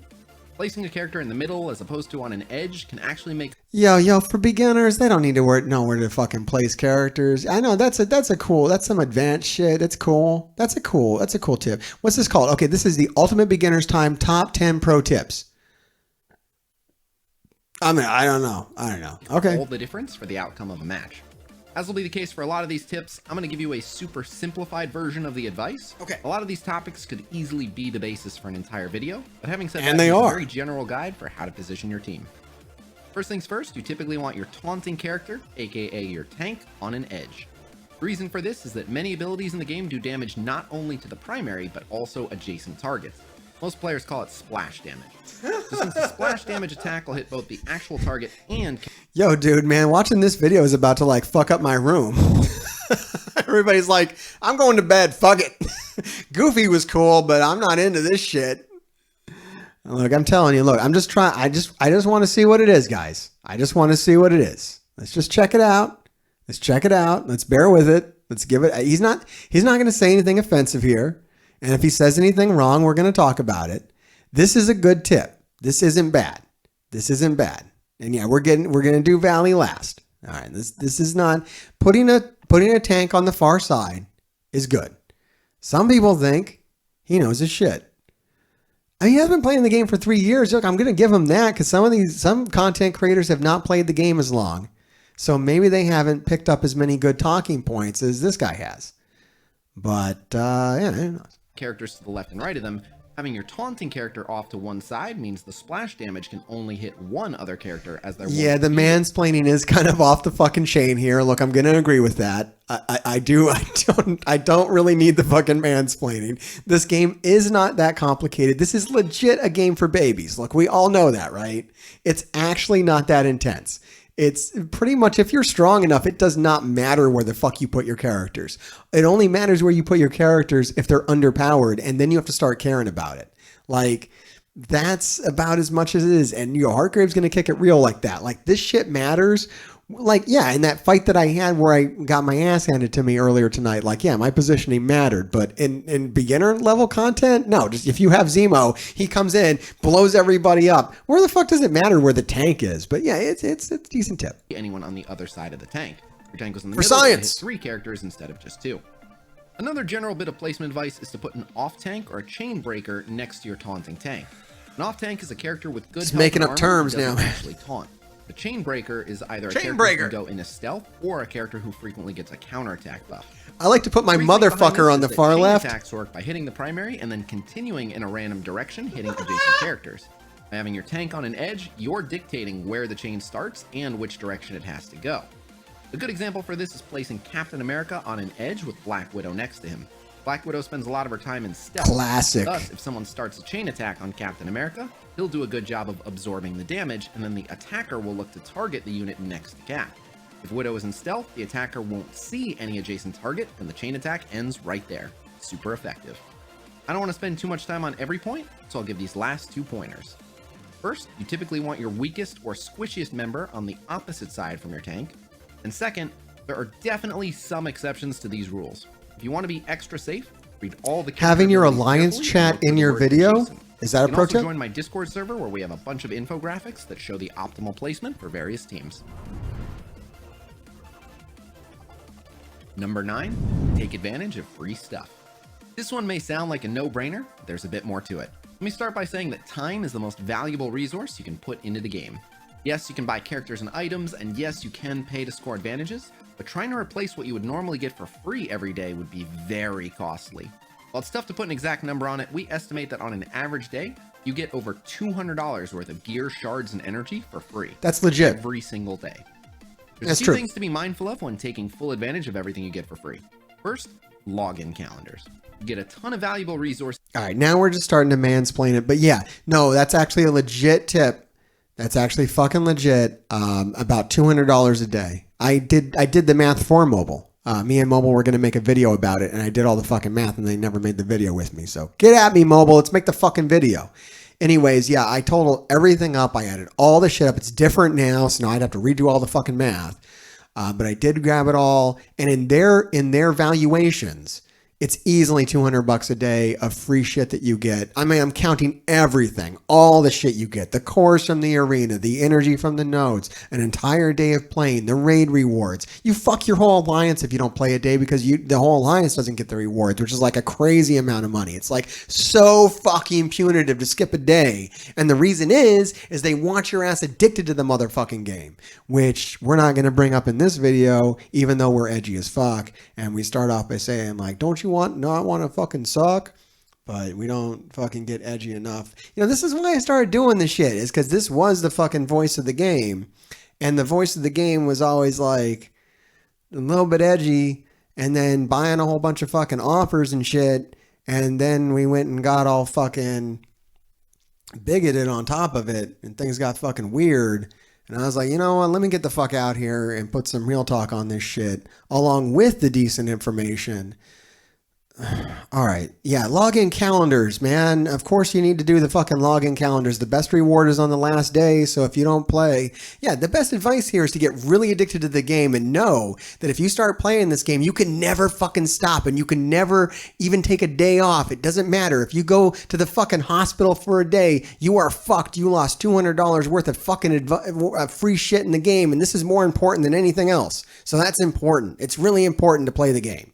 Yeah, never stop playing, not even for a fucking minute. Always play the game. Be very cognizant that every moment in the game that you don't spend is like hundreds of fucking dollars. That's a total great tip. Versus just for logging in every day. However, they regularly put the most valuable items at the end of a calendar. This means if you skip a few days, you might not reach the end of the calendar before it's gone, and you could miss out on some highly valuable rewards. Second, have fear. Free energy. 3 times a day, you get free campaign energy. All you have to do is log in and hit claim. As you get farther into the game, they actually start including additional energy for other campaigns as well. For most players, this energy comes in at noon, 6 p.m., and 9 p.m., but it might vary based on your time zone. It does vary based on your time zone. 3 times a day, as it'll help you progress much more quickly. And finally, shop refreshes. There are all different shops in the supplies tab, and they often have gear, shards, and other good stuff available for very reasonable rates. The shops refresh with all new items every 8 hours, so be sure to check in at least once every 8 hours. Solid tip. You'll often find an item you can... Solid tip. I don't like that so much of this leans on... I mean, you know what? If we're talking about it, why don't we actually talk about it?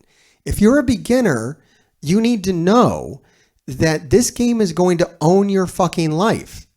Like, it's just straight up going to own your life. Like this is good information, but the underlying tone is that this game will dictate your day, which a beginner should know. That's the beginner tip. That's the top pro tip that I'm going to give you. MrHartgrave is going to tell you right now, if you're watching this as your first beginner video, first off, I'm very fucking sorry. These are people that have played the game for 3 years and are very fucking angry, most of them. So you're getting a lot of salt that you probably didn't know you were going to step into. Number 2, this game's going to own your fucking life. It's just this guy's saying it, and it's true. You need to log in every fucking 8 hours to check your stores, or else you're going to fall behind. You need to log in every so many hours to get your energy, or else you're going to fall behind. You have to log in every fucking day, or else you're going to fall behind. You got to make sure not to cap any of your energy, or else you're going to fall behind. It's just awful. It's fucking awful. You know, it makes you wonder why you're even doing it after a while, and then you quit. So there you go. Don't spend money, because you could quit at any moment. It could drive you so fucking crazy that you quit, because it's designed to own your life. You can buy for cheap that you would otherwise spend a lot of energy hunting down. Oh, and as a general rule, do not spend power cores on anything you see in the store. They tend to be a huge ripoff. True. Feels weird. True, that's true. It is a huge ripoff. Spending power cores on character shards. Number 8. Upgrade characters intelligently. There are a lot of different ways to power up your characters. You can increase their level, upgrade their gear tier, advance their star rank, upgrade their ability levels, and as you progress in the game, you'll even be able to upgrade a character's red stars and their ISO 8. We're just going to focus on levels, gear, stars, and ability upgrades for now and save red stars and ISO 8 for a future video. In short, if you're wondering which types of upgrades give you the most bang for your buck, this is a very rough overview. Both ability levels and Why are we looking at Nobu this whole time? That's upsetting me. Is that upsetting you? gear tiers are reliant on a character's level. This means if you want to upgrade either of those things Can we just stop fucking around with Nobu, please? You're making me really nervous, man. Look, if you're a new player, stop fucking around with Nobu. Just don't even click on him. beyond a certain point, you'll have to raise the character's level anyway. Yo, why are we showing raising levels on? Why would you put Nobu at level 66? Just even for a fucking video. Dude, don't. Stop. There are a lot of factors, but keeping it simple, gold stars improve all of a character's stats Stop. by roughly 5 to 6%, except for the 7th gold star, which gives an almost 12% boost. Levels, on the other hand, Now my OCD's fucked up. You went and took him to level 66, man. We'd all be happier if he was level 65 or level 60, and now he's off. He's all wrong. Fuck. basically boost each stat by the amount that the character had at level 1.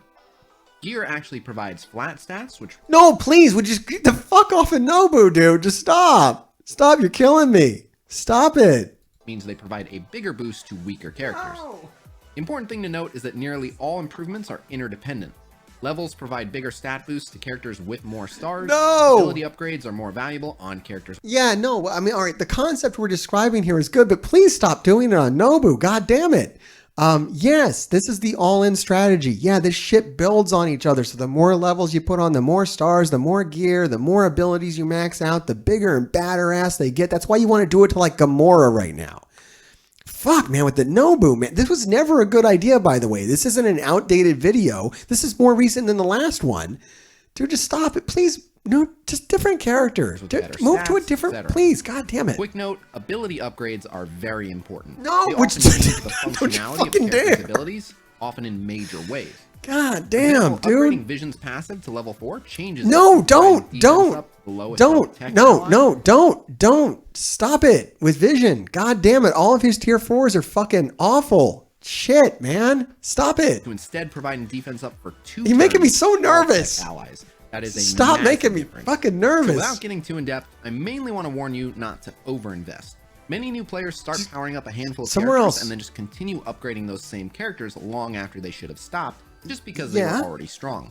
Okay. Not all characters are created equal. Some are a lot more powerful than others, and you don't want to end up having spent a ton of rare resources on a bunch of mediocre characters because you didn't want to start over with powering up newer ones. A good jumping off point is to make sure you're powering up worthwhile characters by referencing the solo character tier list I release each patch. This ranks the characters when used. You see, this is what I'm talking about. Like, this isn't necessary. This isn't necessary. I mean, do we got to talk about this because we're showing it? Because, I mean, he's got Doom down here in the Almighty, and we all know that that's bullshit. Like, yeah, he's good. He's good. He's worth building, but we all know that this is, like, not true at this point. It was, like, never true. It's good, but never true. God tier, he's got Black Bolt up there. That wasn't true at the time of this video. He's got Captain Marvel up there. That wasn't true at the time of this video. Holy shit, what else is going on? Magneto is in the God tier. Not true at the time of this video. Invisible Woman, Shuri, not true at the time of this video. Taskmaster, not true. Yo-Yo, not true. Holy shit, there's so much of this stuff that, and you know, where do you even start with this? It's so fucking wide. Like, at what point are they usable? All right, so you start at usable. You're going to build all those characters from usable to God. How the fuck are you going to fund all that? How the fuck are you going to fund all that? He's got fucking Nobu or Yondu in usable. Now, we all know that Yondu hasn't been usable like fucking ever. How the fuck isn't Yondu in trash tier? Where the fuck is Yondu coming in at? For like beginners in the villains campaign? Get the fuck out of here, man. No. Just no. No. Look, I'm not saying that MrHartgrave is like way better at making infographics, but I made an infographic and it's way easier to read. And I'm telling you, it won't fuck you at all. It will not fuck you at all. Like in any way, shape, or form, it won't fuck you up. This won't fuck you up. And that's why I made it. It can't fuck you up. Following this guide, you can't get fucked up. Like maybe, right? Somebody could argue that building Ultron might fuck you up a little bit. I would say not that bad. It's not that bad. Not as bad as building fucking Yondu or something. Like Jesus Christ. Or like putting a fucking level on Nobu. All right, look, I'm trying not to get negative, man. I tried this before with this guy. I tried to look at one of his infographics and it got negative. It's really hard for me because there's new players out there that are going to look at this shit and they're going to go, oh, Yondu is usable? Well, fuck, let me put some levels and shit on him. And they will be fucked up. Oh my fucking God. Oh my fucking God. To have Wolverine anywhere but the fucking trash tier is ridiculous. I don't understand it. I don't understand so much. Holy shit. I just don't understand it. And I know there's a new one now and maybe everything's moved around. But this was wrong at the date it was made. Just alongside random teammates. Many characters are much stronger when used alongside their intended team, however, which is why you also see all the +2s and +3s. You can find the solo character tier list graphic on my Discord server. I need a fucking graphic to explain the graphic, and doesn't that tell you there's something wrong with the fucking graphic? Number 7, find the right alliance. Many of the best rewards in the game come from game modes. All right, so this is going to be in every video, right? Find the best alliance. It's true. It's a great fucking tip. It's a great fucking tip. Alliance mates for Alliance War, Alliance events, and milestones, raid and war season rankings, and more. Having a solid crew makes a huge difference. Find people that are like you. I had to find crazy motherfuckers. MrHartgrave's fucking nuts, so you can imagine the kind of motherfuckers I had to find to be in alliance with. Many of the like mentally fucking ill. Especially common among the more active and more organized alliances. Secondly, I recommend looking for an alliance where you'll be among the weaker members. While your actual experience in raids and war may be a struggle, by jumping into a group where the average player is... Yo, that was a hot tip. I actually like that one a lot. Props for that tip. You do want to be on the bottom. Middle is nice too. You don't want to be on the top. Being at the top is bad unless you have found your spot. You only want to be at the top if you were like, I love it here. This is the shit. I get everything I need from this alliance. This is great. This is my level. Then you're good on the top. Then you find your home. You're great. Other than that, you want to be on the bottom. And then if you find yourself at the top after like 6 months, then you need to move up because you're just moving faster than everybody else. Middle is the best. The best growth comes from being in the middle of the alliance. That's usually the best spot because you're getting good rewards, yet you're still being challenged. And so you're still moving up. On the bottom, you're probably just going to be a little too underpowered. Like, all right, so his tip is almost good. But on the bottom, you're going to kind of be a lead weight unless you start spending. You know, of course, you know, this is the guy that fucking invented Whale Wars, so he knows about spending. So maybe that is being colored by that. But middle is good. A good bit stronger than you, you'll be getting better rewards for completing tougher content as a group, which will help you power up. Yo, Smiles, I want a Gravediggers emote too. We got to work that out. I don't know what it would be. Hit me up on Discord. Let's work something out with the Gravediggers emote. We can figure something out. I'm not good at Twitch. I only, that's something that we can get Tank to work on. We should do that though. Much quicker. Thirdly, take a minute to think about what you're looking for in an alliance and what you plan to bring to the table. Do you want a nice casual alliance that doesn't give you a hard time if you miss a raid because of your niece's birthday? Do you want a super hardcore alliance? Was that a self-report? What the fuck? Are you planning on being free to play?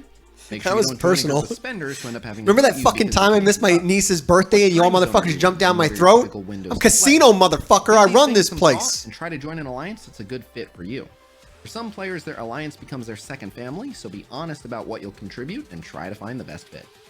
And finally, don't just resort to the in-game global chat to find an alliance. I personally recommend mute global. On our Discord server if you're shopping around for a good one. You can make a post in Looking for Alliance, where alliances that are recruiting can browse to get in contact. You got 352 messages to read, man. Looking for Members channel, where alliances with spots needing to be filled will be posting what they're looking for and how they typically rank. Join the server, then mute it. Number 6, make use of advanced options. This one is pretty straightforward. There's actually a section with advanced options that many players don't know about. You can access it by going to the home screen and then clicking the settings cog in the top right. All right, so this is the Ultimate Beginner's Ultimate Beginner's Guide, Top 10 Pro Tips. So this falls into that pro tip that maybe isn't useful to beginners at all. I don't fucking, what's he gonna say? From there, you'll need to scroll down, and on the right side, you'll see a button that says Advanced. Many of the options located here are huge time savers, including things like open multiple orbs at once, which lets you open orbs 10 at a time, an item count in store, which displays how many of each item you have while you're browsing the shop. Side note, while you're in the options, I strongly recommend binding your account via Facebook.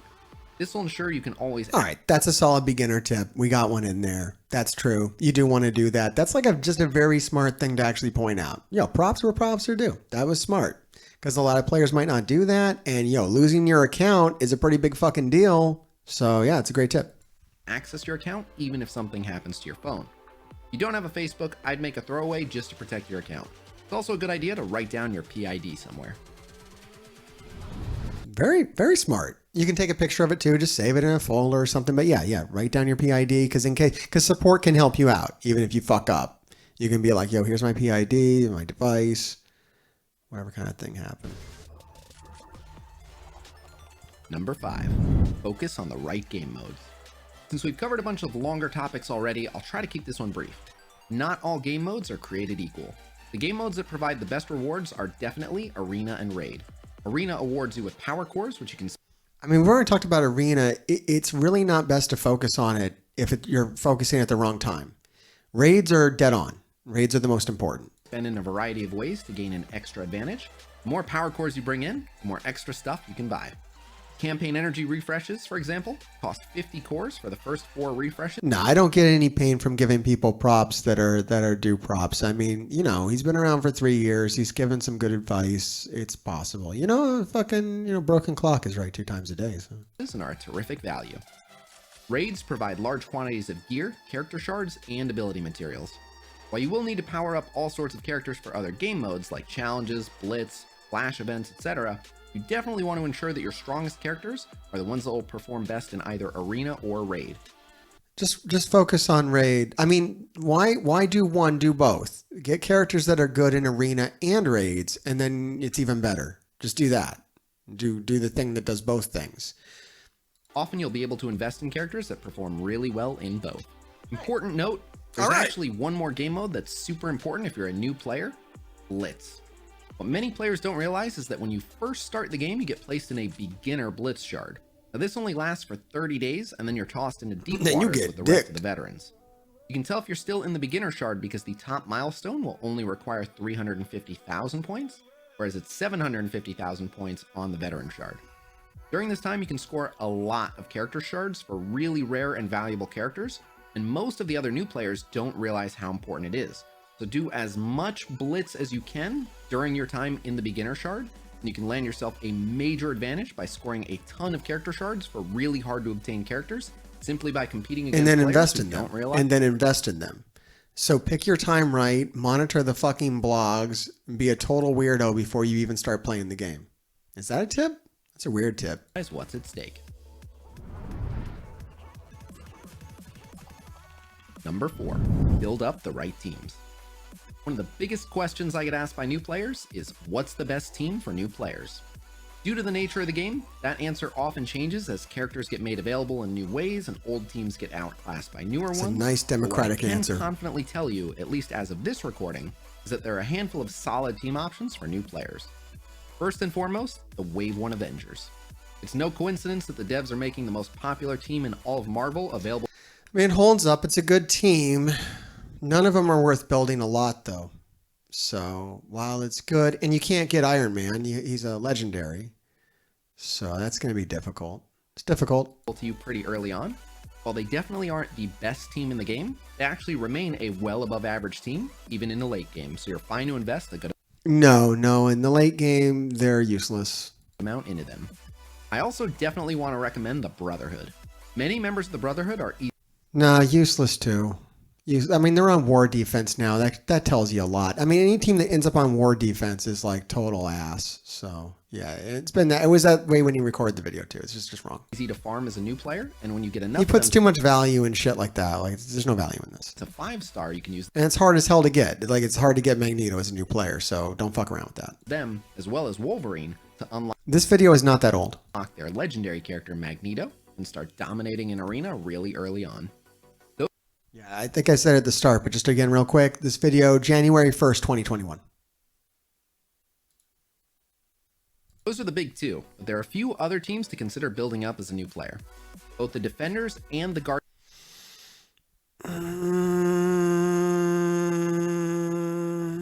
I mean, you do have to build up your city hero so that you can do Block Party. That is a good one. Oh, however, there are some better options for it. I still like Punisher and Daredevil. I don't know. It's a little rough. Once again, I'm telling you, war defense teams, Iron Fist and Luke Cage is war defense now. And that just tells you it's not good.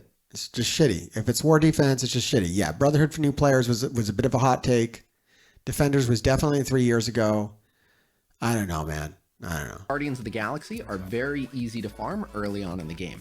Neither team is Talking about the fucking Guardians of the Galaxy again. I'm telling you, everyone's going to repeat that shit too, but it's not necessarily true. It's just, I don't buy into it. Gamora is now. I mean, this is before the Gamora buff, I believe. good, and you definitely don't want to overinvest in them. But they're easy to quickly assemble for game modes that require multiple full teams, like Alliance War. The Guardians of the Galaxy can also help you early on in the Cosmic campaign. And the last new player team worth mentioning is the Sinister Six. Now, without their legendary member Doc Ock, they aren't particularly good. However, having a good amount of stock. I don't know, debatable, and he's not putting Vulture on there, and clearly he believes in Vulture, and Vulture is fucking good. So, I don't know. And he knows Vulture's fucking good. Why don't you say Vulture's fucking good? Like, Vulture's fucking good. He's really fucking good.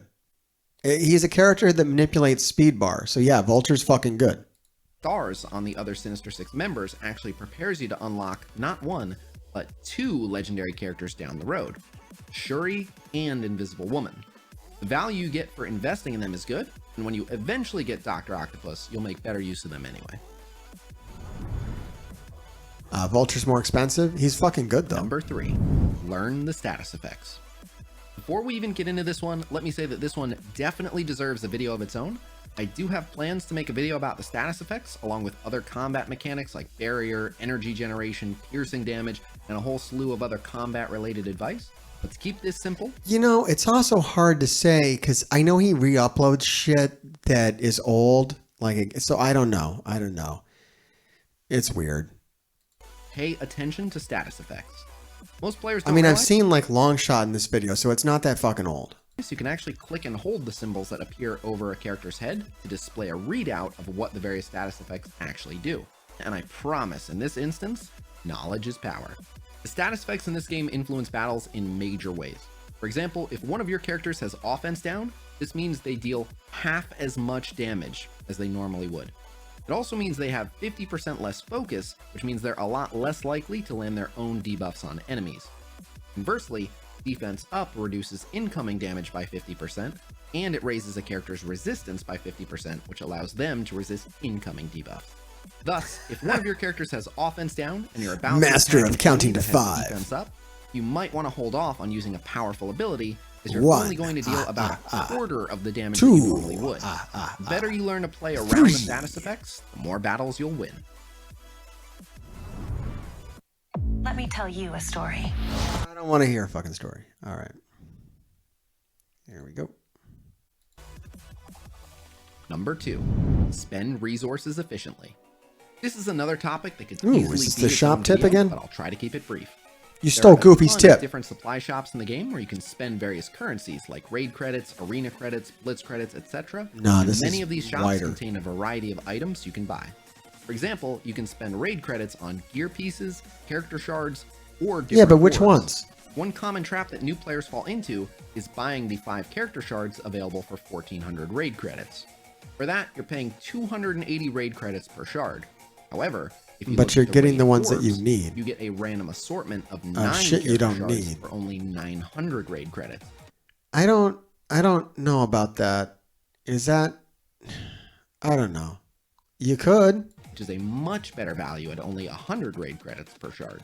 While it will take you a bit longer when buying the orbs to build up a specific character that you might be after, you'll be amassing shards for. I would do a mix of the two. Yeah. So when you're new, yeah, maybe do that. So you just kind of unlock everybody. But then when you want to focus on somebody, buy the shards. All the characters in that orb at a much faster rate. You may not want that cream minion today. This game has all sorts of trait restricted content, and I promise you, a day will come where you're glad that you already have a good amount of shards for your cream minions without having to divert your attention to farming them at a later date. Blitz orbs are also a great value that many players, even veteran players, often overlook. If you're ever unsure what to buy, look for what provides the best value over time.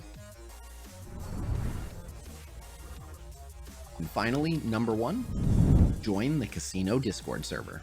So this might sound like a shameless plug, but hear me. It is. I get asked all the time, if you could give one piece of advice to a new player, what would it be?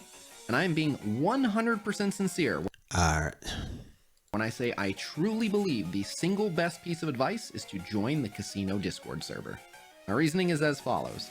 It's a single step you can take that gives you immediate access to a huge library of resources, as well as the ability to always chat with more experienced players in real time.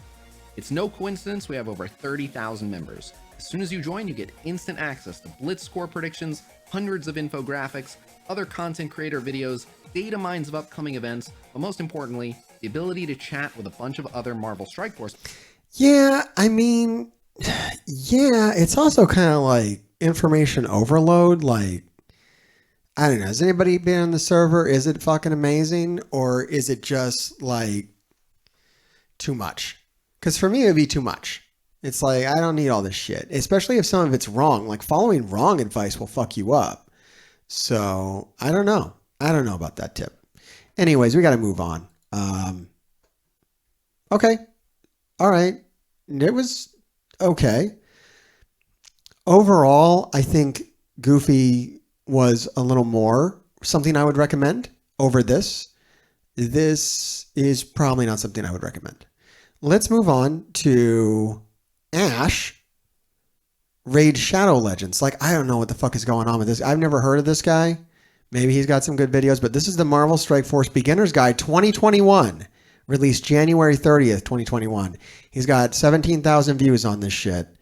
Let's see what this is all about. And he's got his volume up. We're getting turned. Hey guys, get turned, motherfucker. Coming at you today inside Marvel Strike Force. This is part 1 of a 3-part. Oh shit, we got a special guest. We got a special guest up in the house. Look at that. I didn't expect to see that. That wasn't mentioned in the fucking title. I guess like a surprise.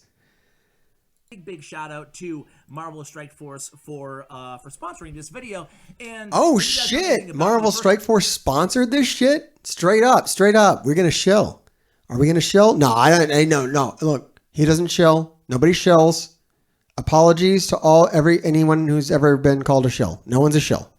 Of course not. Of course not. This game's wonderful, right? This game's wonderful. And when they pay for someone to do a video on it, they probably tell them to be very honest. And we're probably going to get some very honest information here, right? Very honest. Very, very honest. I've never had a sponsored video here on the channel ever in a year and a half. And here it is. It's the first time that we've done this. When did this happen? Did they announce that they paid someone to do this? This is crazy. And the reason being is because I really like to really understand and be passionate about a game. So I've been playing this at level 47 for a couple months now.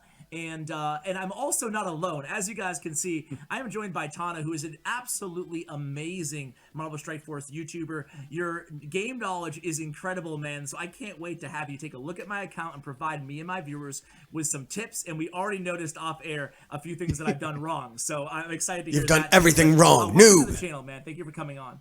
Yeah, thank you for having me. No problem. All my viewers, by the way, should go subscribe after this video. Oh yeah, like and subscribe to me too.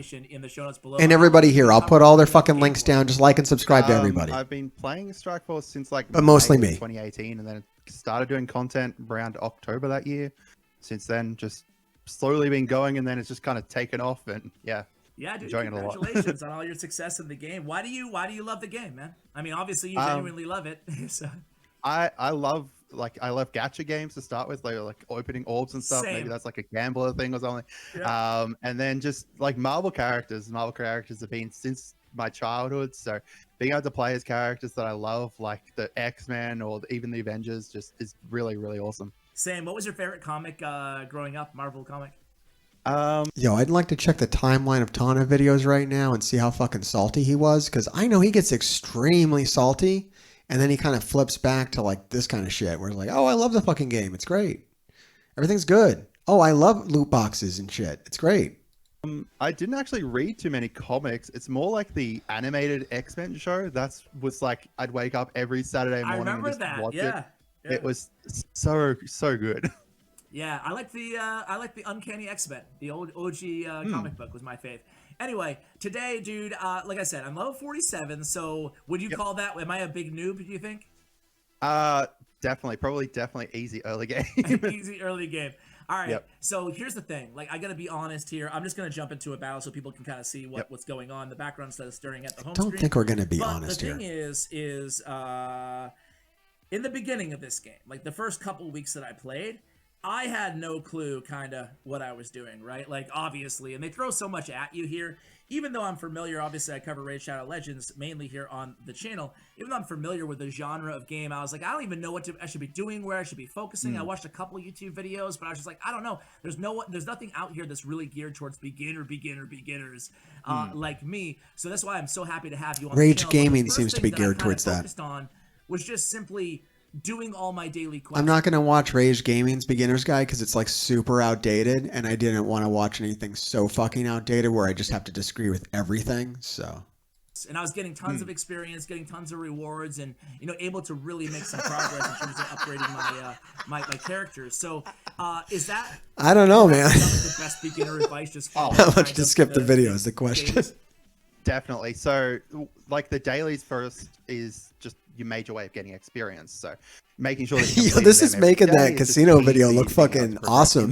Not only that, just but like the there's, editing and how fucking resources tight like we were. cores, which are like the premium currency and gold and stuff like that you need. Are we going to learn anything So, here? Like, are you guys going to give out dailies tips are just or key. what? And then even like guides you on what to do in every day, like making sure that you're doing your arena battles, making sure you do. So far, I've learned the game is great. Yeah, talk to me about Game is great. So there's a few different areas. And There's this guy has challenges, barely you played gotta it. Get resources to upgrade And abilities and stuff like Tana that. likes More, loot I'm sure I'm boxes. like a huge noob right now. There's also campaign. There's also arena, like you said. There's alliance raids. There's special events, and there's arena and blitz. What's the difference between arena and blitz, and where would you prioritize your time in the early game? So arena is more like your ladder that you climb. No, come on, guys. We're learning going shit. up slowly, trying to get to number one. And if you get to number one, then you get more resources. So going up. How gets are the more rewards? resources. Are they good? It's definitely good. They don't scale too badly. So I'm like, just each having a number problem one, paying if you're, attention when the top image 200 or something like doesn't that, it's not too match bad. the fucking like things that they're saying. Like, we're talking about like Blitz right now, but we're in a fucking raid node or a campaign node. And I'm just having a problem. Like, the other videos were doing better with like showing me the thing that we were talking about. And here I'm just starting to kind of fucking phase out. So like, my beginner's guide for a content creator making a beginner's guide is maybe you should show the shit that you're actually talking about while you're talking about the thing. Like, that just helps me as a visual learner and as someone who wants to like pay attention. Because I can't fucking follow what's happening here. It's really difficult for me. The orbs, you get a reward. So it's kind of, you need to balance both. One relies on, which is the arena. Arena relies on you having one really strong team, while Blitz relies Oh god, on you again with having the arena, multiple man. strong teams. So it depends on which direction you want to go, this kind of thing. Okay. Okay, so let me get back to the... No, you can do like both things. Like, yeah, again with the arena tip, like, you're going to be fucked on that until you can catch like the meta. And with Blitz, it's like a constant thing you're going to work on. You shouldn't try to win Blitz. You're going to win Blitz over time as you amass collection power. And really, as a new player, I don't think you're ever going to do good at Blitz. The veterans own Blitz. The new players are fucked on Blitz, and that's why new players like the Strike Pass. I mean, they're wrong. The best thing is for the Blitz to happen and the Strike Pass, both things to happen. Both things is usually the answer whenever it's like, do I do this or that? It's like, do both things. Build a team that works in the arena that also is a good blitz team that also is a good raid team. That's really more of the tip than like this thing where you pick and choose. Like, build the fucking team that's good. Build the best fucking team that does all the things. Don't waste your resources on a team that doesn't do things. Towards specific things. So like specific characters that you're after, specific characters you're working on at the moment, or gear for characters that you're working on. So if you're working towards, if you're working towards like Mantis, for example, as you got on the screen, she uses bio gear. If you click it, then see. Well, full stop. Why the fuck are we working on Mantis? Just full stop. Why the fuck are we working on Mantis? Who the fuck has Mantis? What the fuck just happened here? We have totally fucking railed from a beginner's guide at this point. And what are we doing now? Why are we talking about Mantis? Like, this is a sponsored video. So what, all characters are good in sponsored videos? Because I was watching like the official videos, and I mean, you know, fucking Cerebro's all like, build Drax. Just fucking build Drax. And they're like, oh, Mantis. Why? Yeah, build Mantis. Like, we're not talking real at all here. Like, I feel like this is the least real beginner's guide video that we've watched yet. Like, it's so out of touch. We're so not getting good information. I think it being sponsored is really hurting it. I think it's really, really hurting it. And see the gear that you need to find for her. So you can use it that way, or you can use. Can you use the find button to find things? So holy shit! What a fucking tip, man! That you're working on at the moment, you can unlock him, or as you can see there, Merc Lieutenant on that villains node. You can get shards for him directly. Oh yeah, you can do both things. As for the cores, you want to be spending it exactly what you're doing at the moment. Buying energy every day. You want to be buying 4 lots of energy with either cores or the free refreshers. And then that's basically your only thing you want to be spending. I mean, okay. That's been said since day one. For 3 years, the common advice has been, and I'm surprised that the other videos didn't mention it, maybe because it is getting a little outdated. Take your cores and spend them on energy. Every day buy the 50 energy. Because you do, as a new player, you do need to farm a lot of nodes. You do need a lot of character shards. That is true. But if you build up shards, you can do 600 cores a day on a new event and then get a brand new power creep, fucking amazing character at 5 stars. So would you rather have a whole bunch of shards for bullshit, or would you rather have 5 stars for free on the newest, most badass character? Like Sharon Carter, who is fucking badass. Like, people aren't talking enough about this, but yo, Sharon Carter's badass. If you somehow caught the campaign for a character like Kestrel at 600 cores, getting 5 stars on Kestrel, that's got to be worth more than any campaign node character that you can get as a new player. That's like OP as fuck. And you can't do that unless you have like a bunch of cores built up. So I don't know. Yeah, Kestrel is totally worth the hundreds. I don't know about the 150 cores a day. It depends really on your spend level. If you can afford it, yeah. If you're free to play, like straight up, I don't know. I don't know if it's worth it, like plowing more into old character shards than catching something new. Catching something new with the power creep is so amazing right now. It's like the instant win tactic. Your cores on at the start. Like, obviously when you go into opening orbs, you have the option of spending cores, but that's really not a great way to spend them because it's kind of very poor return on the investment. Totally kind of picked that one up. So that makes a lot of sense. And I don't even know why I was doing it the way I was doing it in terms of spending my energy. You're right. It makes way more sense to just go for the, what are they called? Mats? Is that what they're?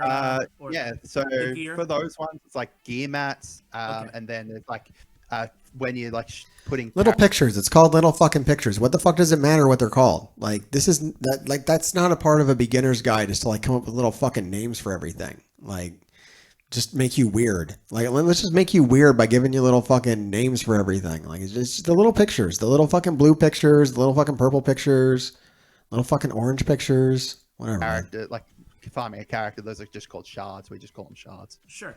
So we'll get into like more advanced or mid-game strategy in the next video, guys. But for now, I want to kind of do two things. I kind of feel like that video never came. Where you should spend your energy. Before actually we get into those two things, I really only being paid for this video, so I'm really only making this video. And I really don't care what I say in it. I kind of held off, as I would recommend anybody do on a new game, because I don't even know, even if I was gonna throw a few dollars down, I don't even know where, I don't want to waste it, So if you go into your offers, there's like, as most kind of games like this do, they have we're going to offers every day. Yes, going to offers. Every day. Let's go to there's offers. like special ones when you're a new player that come up. So there's ones like these ones that are like a whole character team. 100 shards is like what, 50 day? No. Yeah, 50-ish. All right, look, I don't want to say that we're shilling, but we are just straight up telling people to buy teams for money. That's what we're doing. It's a sponsored video. And we did get around to telling people just how to just buy shit for money. They're just like, and if you get bored or make a mistake, you can just go in here and drop $25. So, credit to the last couple of videos where we didn't say this. I'm curious how many videos are going to say this, give this tip out. This is an interesting tip. Days of farming them or something like that. So it's a massive boost. So he's not wrong. Teams, there's a couple that I suggest at the start of the game. One of them is an Avengers one that has Yo-Yo, Captain America. Who wants to bet in the chat how much shit I'm going to catch for dropping this video on YouTube? And then the other one is that Sinister Six one that you saw up there. Sinister Six is great because I'm trying to be nice. This is a great video. Characters. These men are giving out solid information to someone. Characters. Yeah. I don't know who, but legendaries. someone. They're kind of like you farm a character up to 5 stars, and you need like a team of 5 of them to unlock the legendary. So it's kind of, I guess, similar to like a fusion-y kind of. Straight up though. If look, and this is why I say don't ignore the legendaries, because straight up, if you're like, I'm focused on legendaries, if that's the advice that I've been given, right? And that's why I was like, I don't know about that, because if you're focused on legendaries, straight up, this is like fucking OP tip number 1. This is what you do. If I'm like, well, fuck, $25 will get me that legendary I need to be focused on. The one thing that'll win this game is having legendaries. So let me drop 100 up in here and just unlock some legendaries. And that's why I'm like, I don't know. I don't think that that's what's up. I don't think that's what's up. Kind of thing. So you get like all 5 characters, and then you go and complete a special event, and then you unlock that character at 5 stars. Okay. Well, that makes perfect sense. So here's a dumb question I can't figure out for the life of me. How do I, and this is what this video is all about, me asking dumb questions. How the heck do you tell what rarity and like getting paid to make it? Like, it is no totally about that too. That's a massive thing in Strike Force. Okay. All the characters are just the same. Like, so I guess stars are similar to it, but even then you can farm them up. So when you say legendary, what does that mean? He's coming from like other games. He totally doesn't get this game, which is interesting. And the characters do technically have a rarity to them. Like some characters are more rare than other characters, and some characters are better than other characters. This is the point where you bring out your infographic and then pimp your Discord, right? So legendaries are just special event characters, basically. Okay. So you can farm towards not necessarily better than other characters. Lucky to get them. You can just work towards them. So any character in the game, except for typically new ones, you can work towards pretty easily. Okay, now on to the 2 points. Number 1 is all the stuff that I messed up on my characters here. And number 2, it's just kind of like how upgrading a character works in this game, generally speaking. Easy peasy. So yeah, go ahead. So the number 1 team that I'm suggesting at the start of the game is the Wave 1 Avengers. So if you go over to your filter, it's a safe pick. I don't know if it's the right pick. It's like the safe pick. I know everyone was saying it at the time. You can see like it'll be down like the very bottom, Wave 1 Avengers. They are just an amazing starting team. They'll do really well in Arena. I mean, Gamora straight up is better than the whole fucking team. really well in Blitz. She hadn't happened yet though, so this is dated. That this was the common thing to say at the time. Really well, which doesn't make it the right thing. It was just this thing to say. So those top 5 there, Captain America. This was safe. Say that. Okay. You click the little filter free button. Okay. I had that, and then I went. Wait, what? Okay. Where's the? Okay. I clicked the filter button, and then it goes to save squats. No. So the one on the side. Oh, my bad. Yo, don't we believe in any kind of fucking editing, like at all? I mean, now I'm one to talk, but this is your sponsored video, and wow. My bad. Okay. Yep, it's easy. So Captain America, Thor, Hawkeye, Black Widow, and Hulk. Well, crap. Those are like the main. They reworked them recently, and they made that rework really, really great. So those 5 characters can really carry you through Blitz. Stuff like Guardians and Defenders being suggested is kind of really old school. Shame on you YouTubers. Shame on you YouTubers. Because I Googled like best starting champions or whatever, and everybody, granted it might have been old content, I'm kidding. But everybody's like Guardians, and then I saw the Guardian deal, and I'm like, this is my shot. I got Groot, like whatever. Wow, so we are now shooting down Guardians, and it's only been like a day from the last video that was like Guardians is good. That's how fast the shit moves, man. And I don't know if it was Guardians or Avengers, you would actually been more right with Guardians because you would have Gamora. You would actually have Gamora built if you were more focused on Guardians than Avengers. And now you would have like a bunch of like, kind of useless characters in Avengers. And it just... The Guardians are great. They've just kind of been really power crept over the last kind of... Today, Gamora. I mean, I don't even think it literally matters who you put with Gamora. Like, I don't even think she's so fucking crazy. Just like more Gamora. Like, let's look at the, just to go back to what I would suggest today, just like one more time. So characters that you can get without like a lot of hassle are Gamora and Nebula, I believe. I don't think there's anybody else though. It's like the recent rework characters. You just got to jump on a rework to get a good character. Zemo, pretty good. Not on my graphic, but still pretty good. He's going to help you clear some shit. Hydra Grenade. Unfortunately, there's not a lot of shit. So I would just really think, and whoever else. Get it right. I mean, the rest of the Guardians, whatever. But your main person is going to be Gamora. So... yeah, I would be careful with everything else, but you can know that everything you put in, while the Wave 1 Avengers, you would know that everything you could put into Gamora would be solid, so you would be good. You'd be good with that, and Gamora is easy to get. She's Blitz, I think, Blitz store. Is that right? No, she's in one of the early stores. You can literally pick her up at any time, which is great. Once you get to level 55, you can get ISOs, which are kind of like mods or something like that. You kind of add to them. Oh, right here I can see. Yeah. Yeah, you can see the little thing there that's locked until level 55, I think it is. And the Wave 1 Avengers, once they have the healer ISOs, I always do my raids. Blitz through everything. Okay, so I'll be up for like an hour after I jump off of here to do raids and stuff. Do you think that, would you advise me to start over with a better team? We're not launching the raid until tomorrow. Another piece of advice I heard, and you can go ahead and discredit this if this is outdated too, is only stick to one team in the early game. Don't spread your resources too thin. I definitely think sticking to one team is a good idea for a while until you get to the point that you kind of want to farm out. So with Star-Lord, his legendary is probably coming back in the next couple months. So either probably February, maybe early March, which means you need to get all of the characters, the Guardians that you got up the top there, to 5 stars. As a new player, it doesn't even matter. The issue with Guardians is that without having Star-Lord, they're missing a lot of their stats. Like they're not as fast, and they don't. Well, you see, Gamora doesn't give a shit. So that's the good part about that, is that now with this wasn't the case at the time, but now with Gamora, it doesn't matter if she's missing stats. She's so fucking good. You can just, I don't think you need Drax. I don't know, man. I don't even know. You don't deal as much damage, so you need Star-Lord. It literally doesn't matter who you put with Gamora.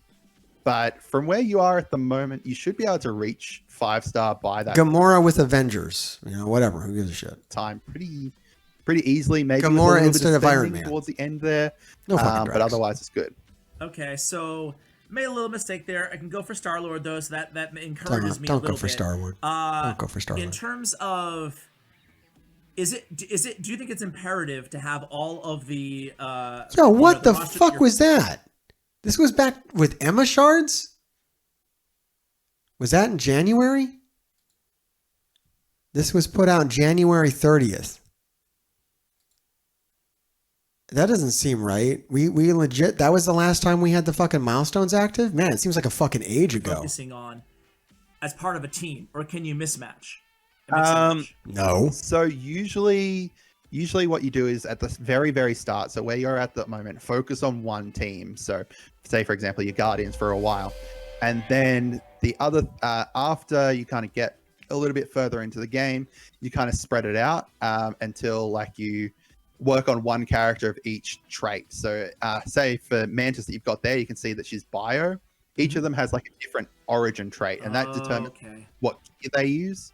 So it's kind of weird, man. We're kind of getting into like, I mean, you don't have to focus on traits when you're like on blue and purple gear and shit. Like, I don't know. That's like in-game advice given to a beginner. That's kind of weird, especially like teams and shit. Like, yeah, it's how the game works, and it's really good if you can grab a full team. But when you're kind of having to put shit together like piecemeal and rely upon RNG and shit, because that's what you're doing as a beginner. You're kind of beholden to the luck you get from orbs and shit too, which you're gonna like, you know, you don't have to just farm everything from nodes when you're a beginner. You're gonna unlock a lot of shit just from getting it through orbs, like the Legacy 1 orbs and shit, just things that you get through events. So you're kind of beholden to the RNG that you're going to get through that kind of stuff, and not so much like, yeah, I think you're going to have to kind of go where the game leads you. Don't fight the game. If you're not getting any shards for a team, don't fight it. Just go with what you're getting shards for. Focusing on what you can control, like Gamora being something you can control at this time. She's very good. You can get her. There's no RNG involved. Great. Go for her. You can get Baron Zemo. Great. He's a good player. He's a good character. You can use him. Good standalone character, right? You want to look for good standalone characters, not teams, because you can't control how that happens. You're just not going to get that agency. Don't fall for traps like Wolverine where they give you shards. They give you shards for Wolverine. You're going to get them, right? Everyone's going to get a 7-star Wolverine. But it doesn't mean you should build them because you have 7 stars on them. You might want to build them to like tier 12 and see what you can do with them if that clears some content for you. But don't rush through the content. As soon as you rush through the content, the game's going to stop being fun. So keep that in mind too. Like the faster you go, the less fun you're going to have. And we got to move on. Try and get them. That's it. I don't want to. This is like hardly a video. Like this wasn't even put together to give advice. He was sponsored. He didn't know anything about Strike Force, so he got Tana. They just kind of fumbled their way through here. It doesn't even feel like this was scripted or put together. This is almost the kind of bullshit beginner's guide that I would do at this point because I don't give a fuck, but without any of like the honesty about what's going on because it's sponsored. So you can't start saying shit about how this is fucked up or that's fucked up, or you can't get Yellow Jacket or any of that kind of shit. Like you're just not going to get like, really kind of direct information. This almost feels like the official videos where it's like, all the characters are good and build duos and these kind of talking points that are so fucking, out of touch. All right, moving on. Tony Scungili, my main motherfucker. All right, he's got the Marvel Strike Force Beginner's Guide. He's got a whole fucking playlist. I can't watch the whole playlist. This is the most viewed one. It only just short of 5,000 views. So when I say most viewed, man, it's a fucking shame because I'm guessing that this is going to be fucking good. Now, this was put out March 9th, 2021, so we're getting closer to now. And he's talking about starting teams. So let's get into this starting teams because that's what we're kind of talking about. Like, who actually is a starting team? I'm going to fucking trust Tony to tell us. Let's see if he's got the fucking potion over here. What's up, Doombots? Tony Scungili here with part 2 of the beginner series, Starter Teams. Now, there are about 4 starter teams by my estimation, and we're going to discuss each one whether they're good for you or whether you're a spender, free to play. You know how it's going to go. First off, Tony knows that these are long fucking videos and that you have to really explain shit. Like, he knows that you can't just throw some fucking teams out and be like, Guardians, Defenders, Brotherhood, yay, go. That's tip number 3. On your way, beginner. Like, he knows you got to actually like fucking, this shit's like complicated. It's not easy. So that's why he has like a fucking playlist of videos. That's why Tony's like the shit. So, you know, that's why Tony's Tony. All right. So we're going to start with the Defenders. Defenders are the quintessential starter team. Basically, you even get 2 characters free, Luke Cage and Punisher, you get when you start the game. Are they a good team? Yes, in the early game, the Defenders represent a lot of value and the lessons of synergy, so you could figure out how characters work together without just having a tag. You know, you could see like, oh, people like that do this work well together to do this. Yo, not for nothing, the fucking Defenders hold some fucking value. Daredevil and Punisher are good late game characters. Iron Fist and Luke Cage, even though they're war defense, you do need them on the Gamma. Yo, the Gamma straight up needs Defenders. Like, straight up, the only fucking team you can use on the fucking Gamma up the fucking middle is the fucking Defenders. And that's late game as fuck. And the Gamma isn't just late game, it's like daily. We're coming into a period where the Gamma is going to be every fucking day, and every fucking day you need the Defenders. You can't say that about a lot of other shit. And whereas like the Brotherhood is also needed on the Gamma, it's needed like on the first 2 nodes. So you don't need a mega power fucking Brotherhood to go through that. But you do need kind of a beefy fucking Defenders to actually do one of the raids. So not for nothing, there is that amount of value. Now, Jessica Jones, not so fucking much. Plus, with the Defenders, you have Block Party. You do need city heroes at 7 stars to beat Block Party to get a ton of fucking value, which I can't fucking believe that none of the other videos have brought up yet. I don't know if Tony's going to bring it up, but that's true too. You do need 5 fucking characters at 7 stars to actually do one of the best, most helpful events in the game, which is Block Party. It's a very good training wheels team. There's a lot of content they'll be able to do, probably up to U6 difficulty raid, and you'll find out more as that goes on. They'll be able to do reasonably well. Yeah, they are a motherfucker of a raid team. I mean, when you're starting off and you're doing, U6 or what, they are a motherfucker. They were designed well. They do shit. They're better than the fucking Guardians. In Arena early on. Not better than Gamora. But ultimately, they are a training wheels team. Their job is... Yeah, I would kind of go into this. All right, if you want to know who I would put with Gamora, because they hand you this team, so that's great. I would do this. No Jessica Jones, put in Gamora.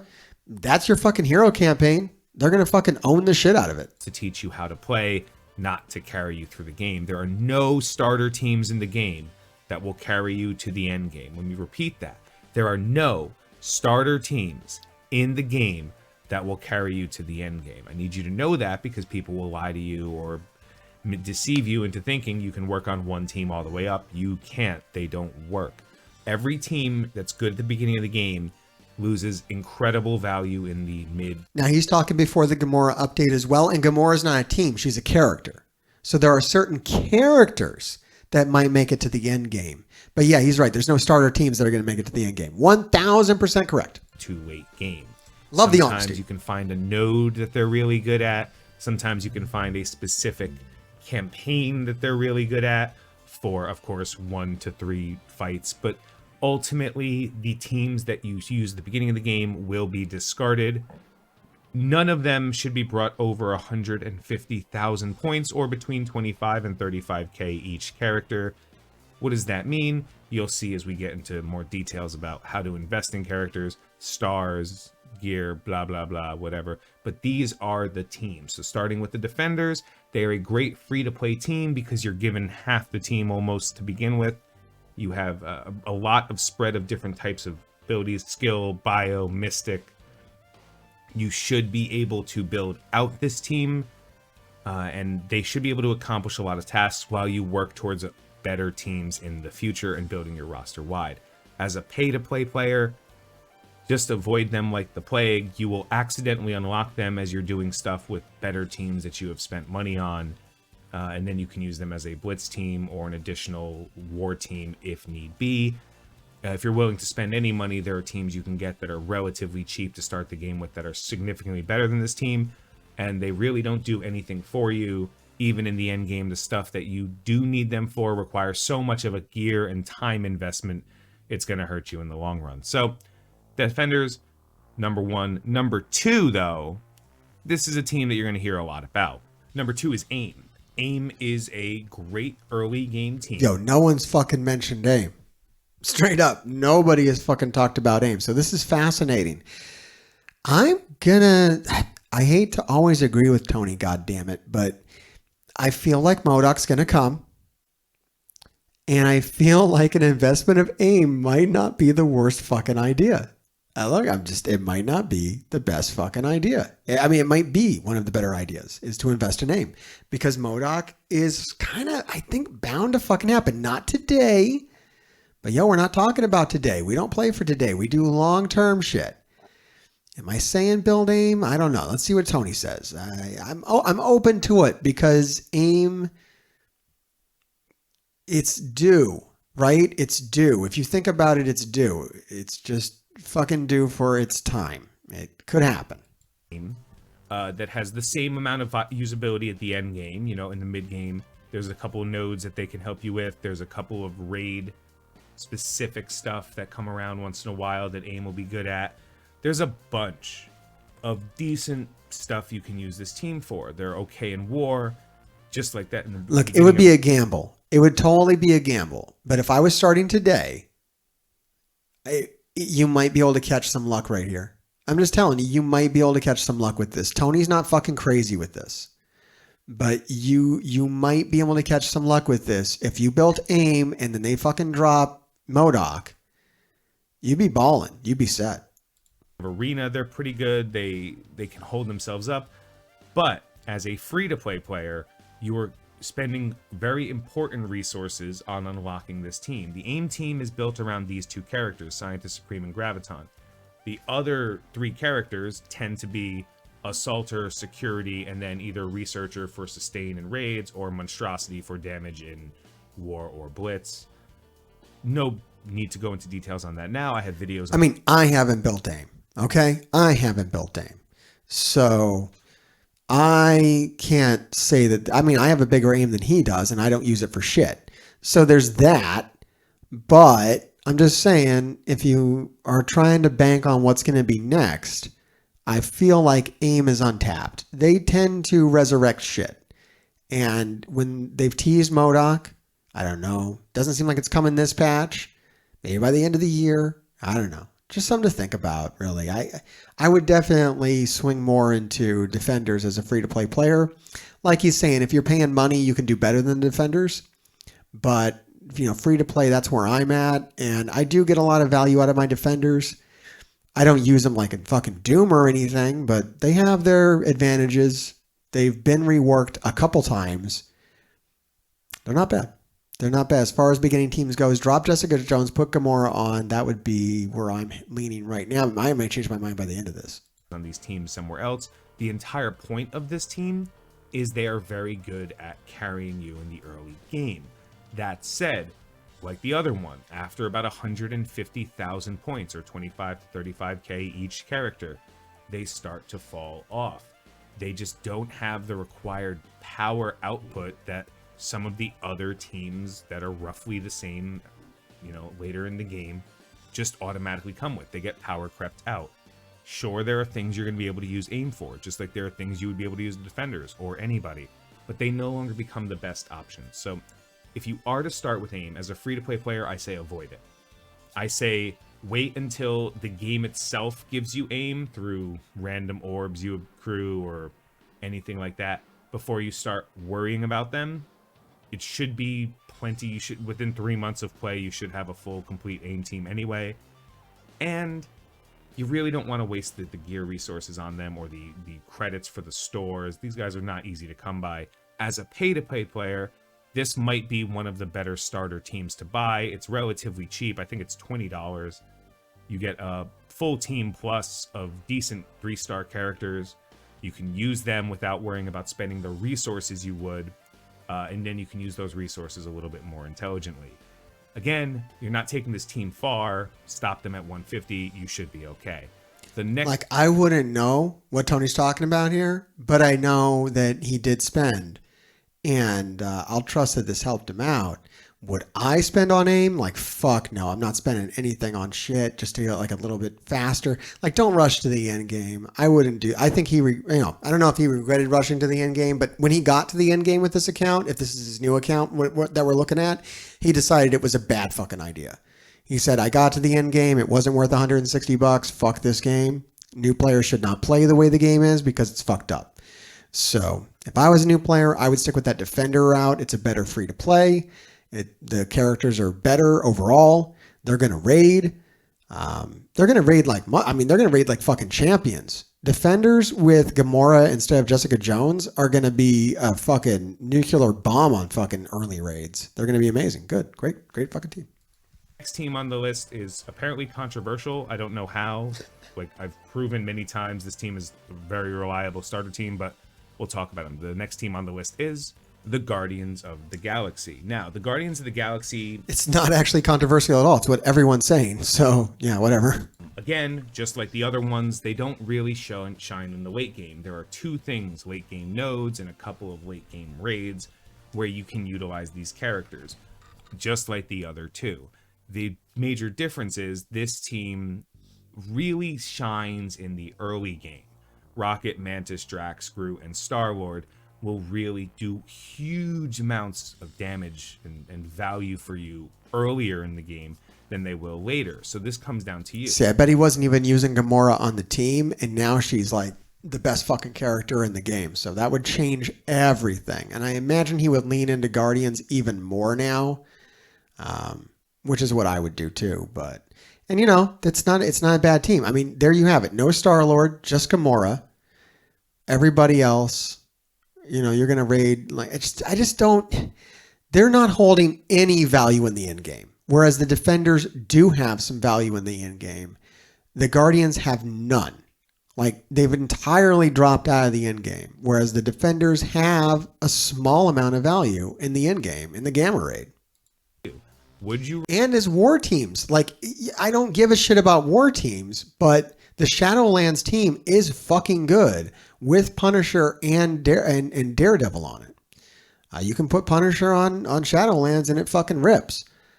I know it's not a thing yet, but eventually White Tiger and Moon Knight will be farmable, and that'll be a team. If they'll be needed for something else, I don't know, but they are an in-game team, and those characters are on it, not for nothing. The Guardians are fucking nowhere to be found, anywhere. Rather work towards unlocking Star-Lord within 3 months of the game and get value in that period, or would you rather skip him and then eventually unlock a character that doesn't really... Good to see Boleon. I've been seeing a few notes here saying that I should watch Boleon's. Boleon, do you have like a new beginner's guide, or is it like last year? Because I only looked for new ones. I didn't. If you had a new one, I'm sorry I missed it. But and maybe we'll do it some other time, or just have you on and we can react to it together and update it or something. I don't fucking know. Really do much for you anyway. That's completely up to you. Okay. As a free-to-play player, I think this team... If you want to do one with me, we can do... I don't know what the fuck I can do to help, team, but I can try. Relatively easy to access most of the characters for. Relatively easy to unlock Star-Lord as a free-to-play player. I've proven that in my last Defenseless series. And ultimately, no major issues with how this team performs in the early game. You still have to progress to the late game. As a spender, this is the kind of team you unlock if you are looking to completionist.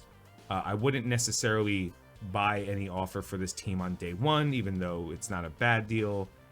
But they're relatively easy to farm, and unless you're trying to accelerate to something else, I think you can do a little bit better than starting with this team, because ultimately this team needs the legendary character Star-Lord. I'm glad they're not talking about war on these videos, man. Fuck war.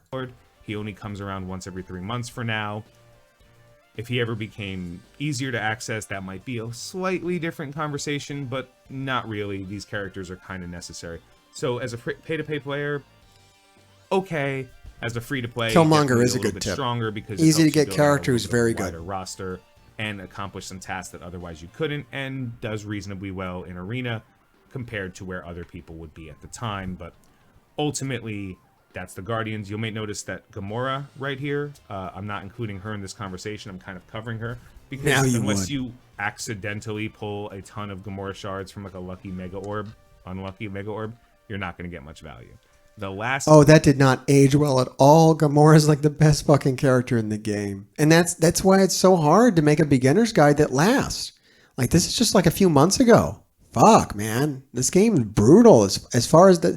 That's why I say, like, aim you never fucking know.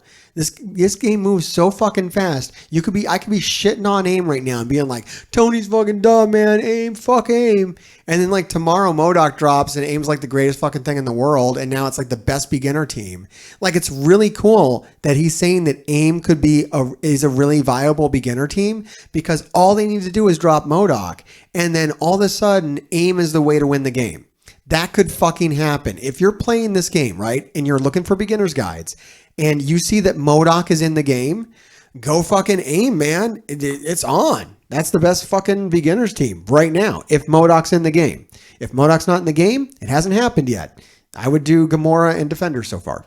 Starter team, you're going to hear a lot about, and I technically agree. The last team is the Wave 1 Avengers. Now the Wave 1 Avengers, basically you're going to start the game and get 2 of them for free. Hulk is going to be accrued over time through achievements. Iron Man is a 3-star legendary, pseudo-legendary unlock, requiring shield characters, and all of these characters kind of splinter off in the late game, making this one of the more versatile teams to start with. Black Widow and Hawkeye have independent synergies. Thor moves to Asgardians and is really the major damage dealer of the team. Cap and Hulk kind of stay forever on the Avengers. Poor Asgardians. Self-contained damage dealers. And Iron Man moves to the Power Armor team. With the addition of all those teams suck. Game mode we haven't gone into yet, you can kind of build this team out to be a little bit more sustainy. You can end up replacing a character like Hulk or Hawkeye or Iron Man. I've got all that. I've got a date stamp on it. And get a Look, since someone's going to mention it, we'll just go over here right again real quick. Like, I haven't fucking pointed this out enough. By the way, like and subscribe. All that good shit. Consider a donation to the Patreon. That kind of thing helps. There's the fucking infographic. Yeah, I kind of feel that this is telling you very quite simply that this is safe to build. These characters are safe to build. So you can use this as a guide for every patch to kind of jump in and figure out what a good beginner team might be. I mean, this kind of tells you what your beginner team is. It's Gamora and Nebula. What can I build around Gamora and Nebula? You can probably build AIM around Nebula. She's a villain tech, right? Which is Ultron too. You're not going to get Ultron's beginning player, but it's a goal to work towards. You can have a good villain tech team between Ultron and Nebula. They fucking slap. Try to get some other villain tech characters into your game. Zemo being skill. Nebula being skill. That's going to tie together with any skill. If you can get Sam Cap right now, right? You're about to be able. Everyone's about to be able to get him on the battle pass. So get Sam Cap and build him as high as you fucking can. As it low stars, whatever. He's going to come around. You're going to keep playing the game. Look, if you're going to play this game, you're going to get addicted to the game. That's just how it works. You're not going to have a healthy relationship with this game. This game's a bitch. You're going to get addicted to it. So you're going to play the long game. You don't need anything right now. You don't need to beat a campaign right now. You don't need any of that shit. You need to calm down, build what's viable, and then move on when it's not. Build to what you need right now, and then move on and jump on the next patch. Save up your resources. If you can't build anything good right now, don't build it. Just wait to hit. Accumulate shards or whatever just by playing the game naturally. And be ready to jump on something like AIM that might pop off at any fucking moment. It fucking might. Who the fuck knows? Value out of this team. This team is very good in the... I'm going to tell you, a lot of these other things aren't going to pop off. I'm excited about AIM right now, that it's available to beginning characters. That's a bit of information I'm going to bank. And that's a reason why I'm going to be excited about MODOK coming to the game. Because now I know that MODOK is going to help new players, because AIM is easy to get for new players. That's fan-fucking-tastic, man. I want things to be easier for new players, so I want MODOK in the game. Because if it's easy to get AIM, great. Give them fucking AIM, man. Early game, It's of all of the teams, it has the most value in the late game because, like I said, all of the teams can do like 1 or 2 nodes and 1 or. I gotta disagree with that, Tony. I'm sorry. The defenders have more value in the. I have the defenders in the end game. I don't have the only thing Avengers is doing in the end game is war. If you give a shit about war, which I don't suggest doing, and I don't think I gotta make a video with Tony because I gotta tell him the strategy about not giving. I know he already doesn't give a shit about war, but I feel like he could give even less shits about war. And it would do even better for his perception on the game in itself. And as far as raids go, the defenders have more shit they do in raids than the Wave 1 Avengers. At the time of this video, Black Widow had more value in the Doom raid. However, now she's been entirely outclassed. 1 or 2 raid stuff, no big deal. This team ends up being a relatively reasonable war team in the late game. One that, you know, people can kind of have to respect, or but who cares? You can use to beat important teams. So this team holds the most value compared to all of them. That said, I mean, was this before Heroes for Hire as well? Because if we're talking about war defense and we're not talking about Heroes for Hire, like you straight up have to use the most OP shit to take down Heroes for Hire still. I know it's easy now with Infinity Watch, but basically you have to have Infinity Watch or else you're not beating Heroes for Hire if it's big enough. So if you actually do give a shit about war, if you put all your resources into fucking Iron Fist and Luke Cage, you've got a motherfucker of a war defense that will not be fucking stopped once you add Calling Wing and Misty Knight to it, which will be farmable by the time you get to the point where you would give a shit. That defense team is going to hold up way better by the time you get it than the Wave 1 Avengers will. By the time you get to the end game with your Wave 1 Avengers, everything Tony is saying here is going to be untrue. It's going to be absolutely untrue. Sorry, but it'll be absolutely untrue by the time you get to the end game. Whereas the Heroes for Hire, because of when they were released, will be more of a viable war defense team than Wave 1 Avengers because it's newer. We aren't aware of how their farmability is going to work in the future. We know that. And to be fair, this might have been released before Heroes for Hire happened. That's very possible. So he might not have gotten to that thought yet. And yeah, we're getting Shang-Chi. I have no idea what Shang-Chi does or who he works with or what that is. That could entirely make the Defenders late game viable, all kinds of shit. No one knows. So that could be fucking nuts. It's not coming to the Avengers. If more Avengers were rumored, then I would feel differently about the fucking Avengers. But it seems like the Defenders are on the fucking radar and getting buffs. So it's something to pay attention to and think about now. When you're building it now, you're building the characters you're building now. You want to build something that might be viable 6 months, a year from now. You're trying to really get it. And that's why I'm like, AIM is interesting because, 6 months, a year from now, it might be fucking viable. It's very possible because they've ignored it for so long. Fuck, you might want to build Ravagers for Christ's sake. They keep rumoring a fucking, probably not, but who the fuck knows? This game's so fucking weird with what they do.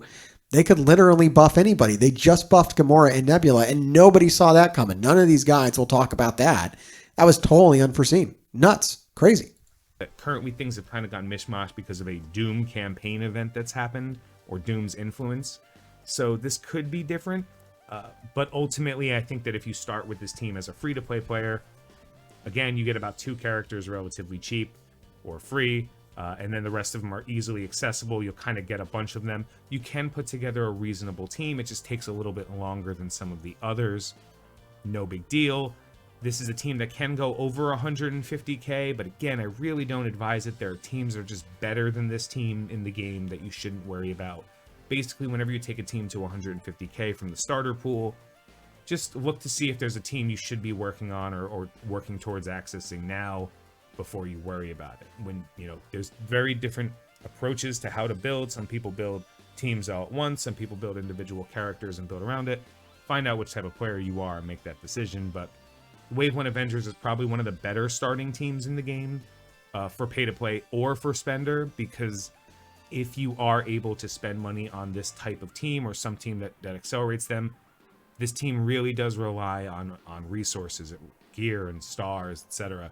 So the stronger they are at that, the more likely you are to see value out of them. But that said, It is probably the worst arena team or the easiest to play around arena team, as there are just independent characters that absolutely crush this team, where it's not so much the same as other teams. So hopefully that information was helpful. There was one last thing I wanted to say before we finish this video, and that was to talk about another option people mentioned that I want people to avoid, and that is the Sinister Six. Now, the Sinister Six is a phenomenal endgame team. It's actually a pretty reasonable early team as well, and it unlocks 2 different legendary characters, Shuri and Invisible Woman. The problem is they have absolutely no sustain. They have absolutely no major synergy in the early game. You can't unlock Doc Ock for like 6 months minimum before you enter the game, and that's if you're spending money. And a lot of these characters don't really do anything else. I disagree that this is a good endgame team. This is an almost useless endgame team. I'm sorry. Dr. Octopus is very good in the endgame, kind of. He made my graphic, but barely. This team you could luck into this team, because I know they're going to release other members of the Sinister Six. That seems very possible. There's so many great characters: Kraven the Hunter, Scorpion. You know, you can go on for days. But who is going to be viable? Who's going to be viable? Which one? It's a real lottery. It can't build them all. So yeah, I don't know. It's rough. I don't know where to go on this. The legendaries they unlock, I wouldn't care about those. It doesn't fucking matter to unlock Shuri or anything. Who gives a shit? So in that regard, you can definitely tell them to piss off. I'm leaning Defenders and Gamora still. I think that's amazing. I think that's the way to go. Side of their team to begin with, they don't really make a difference. So if you are going to start the game and you want to unlock the Sinister Six to be able to unlock 2 legendaries, which is a good deal, please understand the legendaries you get are a healer and a kind of tank. They aren't going to improve what you can do. Tony. They're going to improve survivability. They Truth. are great legendary characters, but they don't make your early game roster significantly stronger. Truth. Most of the time, as you get Shuri or Invisible Woman early, you don't do much with them. This team Pointless. is absolutely fine for pay-to-play players to buy the you don't do much with Invisible Woman and Shuri in the end game again, either. If you're willing to spend money, you're willing to pay to make up for not necessarily mistakes, but changes in the path you want to take. As a free-to-play player, this team is a relevant team, but it's definitely not a starter team. Most of the time with a free-to-play player, you probably want to work with the characters you're given for free. That said, after you've finished whatever you're currently working on in store 1, 2, or 3, or whatever you're node farming, I would recommend building this up as maybe the 2nd or 3rd team, just so you can start bridging the gap between your legendaries that you need to build a wider roster to succeed. That's pretty much it, guys. Comment below, let me know which team you think you started with, or which team you... Yeah, so this was a great video. I don't think I would recommend it because it's just aged so poorly, which is amazing because it's really new. I would suggest right here, though. I mean, it's really great information. I'm sure there's a lot of good information if you watch this whole playlist, but you got to be careful with when you watch these things because they age so poorly. My pick out of these teams would be Defenders with Gamora instead of Jessica Jones for the Heroes campaign. You're going to crush it. You don't really have to worry about going too hard on these characters. I mean, don't go crazy. They don't all need to be tier 15. You can go crazy on Gamora. Go as crazy as you want on Gamora. The good thing about the rest of them is they're going to sustain nicely along with her. They don't need synergies to survive. Gamora is a one-woman shop. She's going to be fine. These guys will last next to her. They'll be good. You'll be able to use them in the end game. If you have them all like tier 13 or whatever, it'll be valuable to you. They'll be fine. You know, if you got all the stars on them, you're going to have block party. That's great. You're going to be able to deal with that. That you need that anyways. So a lot of what you're doing with this team, you need to do anyways, which is good. That's what you want to. They don't unlock any legendaries. Who gives a shit? You don't need them to unlock any legendaries. Not a big deal. Actually, doesn't Iron Fist work towards Phoenix? He's a mystic villain, so he doesn't work towards Phoenix. No. Fuck it. Anyways, that's what I would go with. Defenders, no Jessica Jones. Jessica Jones has no value. Jessica Jones totally fucking useless. I mean, you might have to put stars on her to do block party or whatever, but she's not even part of the team. It's fucking useless. Gamora would be 1,000% better because she's 1,000% better. All right, we have 2 more of these motherfuckers. No, we have 1 more. This is it. We're at the home fucking stretch. Here we go. I said 2 more. 1 more is good because it's fucking getting late. You crazy motherfuckers hanging out with me this goddamn long. Look, y'all need to drop by Patreon. It's $1 on Patreon to support the MrHartgrave channel. Not just Mr. Hartgrave. Mr. Hartgrave, he's fine. I don't need your fucking money. But if you want to see more great stuff from us, if you want to see me not give a shit about monetization on YouTube, please help us out on Patreon. We have 1 tier. It's $1. We'll be putting uncensored videos on there. There's already quite a few. So even for $1, you already get some uncensored content. And there'll probably be more because this fucking platform keeps fucking censoring me. So make sure you like and subscribe here because that's how new people find me. Drop on by Patreon if you care to. No pressure at all, although I'm going to keep mentioning it. And eventually you might feel some pressure and then drop by Patreon. You know, I have people I've watched on YouTube for years and I don't go to their Patreon, so it's no judgment. But I probably should. I probably should drop by their Patreon. One guy I like, or one person I like, is Jim Sterling. Been watching Jim Sterling for fucking years. I've taken the same Patreon model from Jim Sterling where it's just $1. I think they're fucking great. I watch the fucking videos every fucking week. I should really go there and give them the $1. Maybe you should do it for me. I don't know. Like I said, it's not just for me. It's for my editor.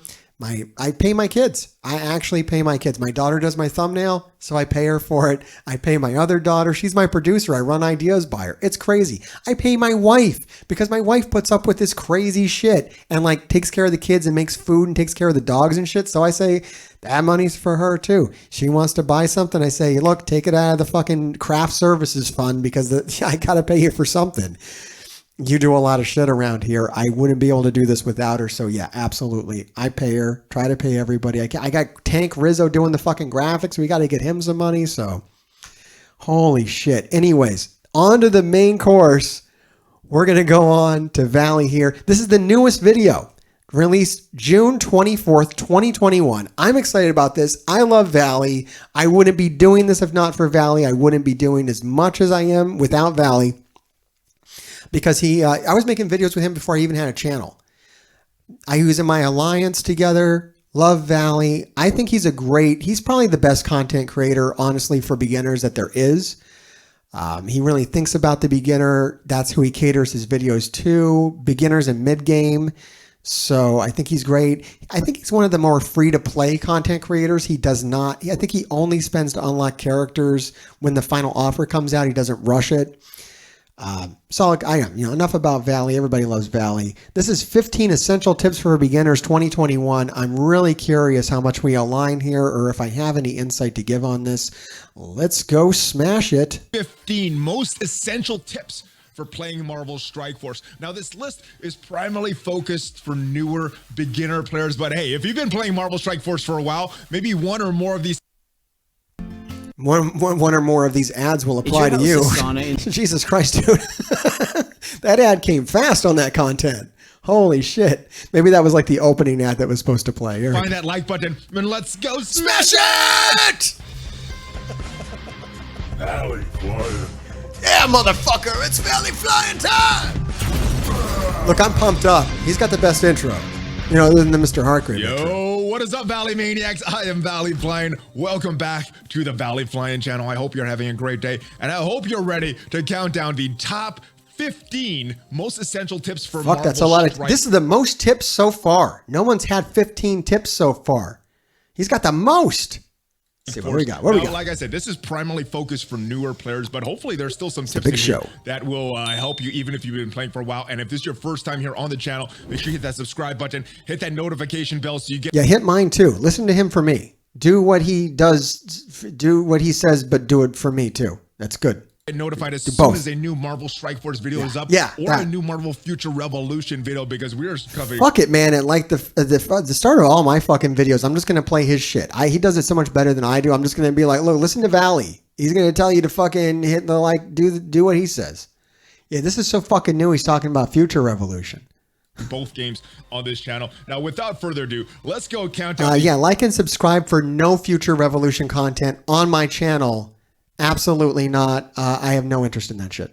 Top 15 tips for newer players. Let's go into the game and talk about it right now. Now, the number one tip that I have for any player, whether you're a beginning player or a mid-game player or an end-game player. And this is a very obvious tip. You might be saying, Valley, I know that. I know what this tip should be. Well, I get lost of it sometimes, you know, especially with some of the decisions from Scopely. And the number one tip, have fun. Now, that is not a bad fucking tip. That is not a bad, don't make fun. That's a great fucking tip. Have fun. No, 100%. Yeah. I've actually made that tip a lot myself. It's no, don't stop. Turn the fucking video off. I'm sorry. Look, you've gotten this far. Sorry. You've been rickrolled. No, turn the fucking video off. Turn the fucking video and go have fun. Who gives a shit? Like, honestly, who gives a shit? It's a fucking video game, man. You don't need to be the best. Get that the fuck out of your head. You're never going to be the best in this game.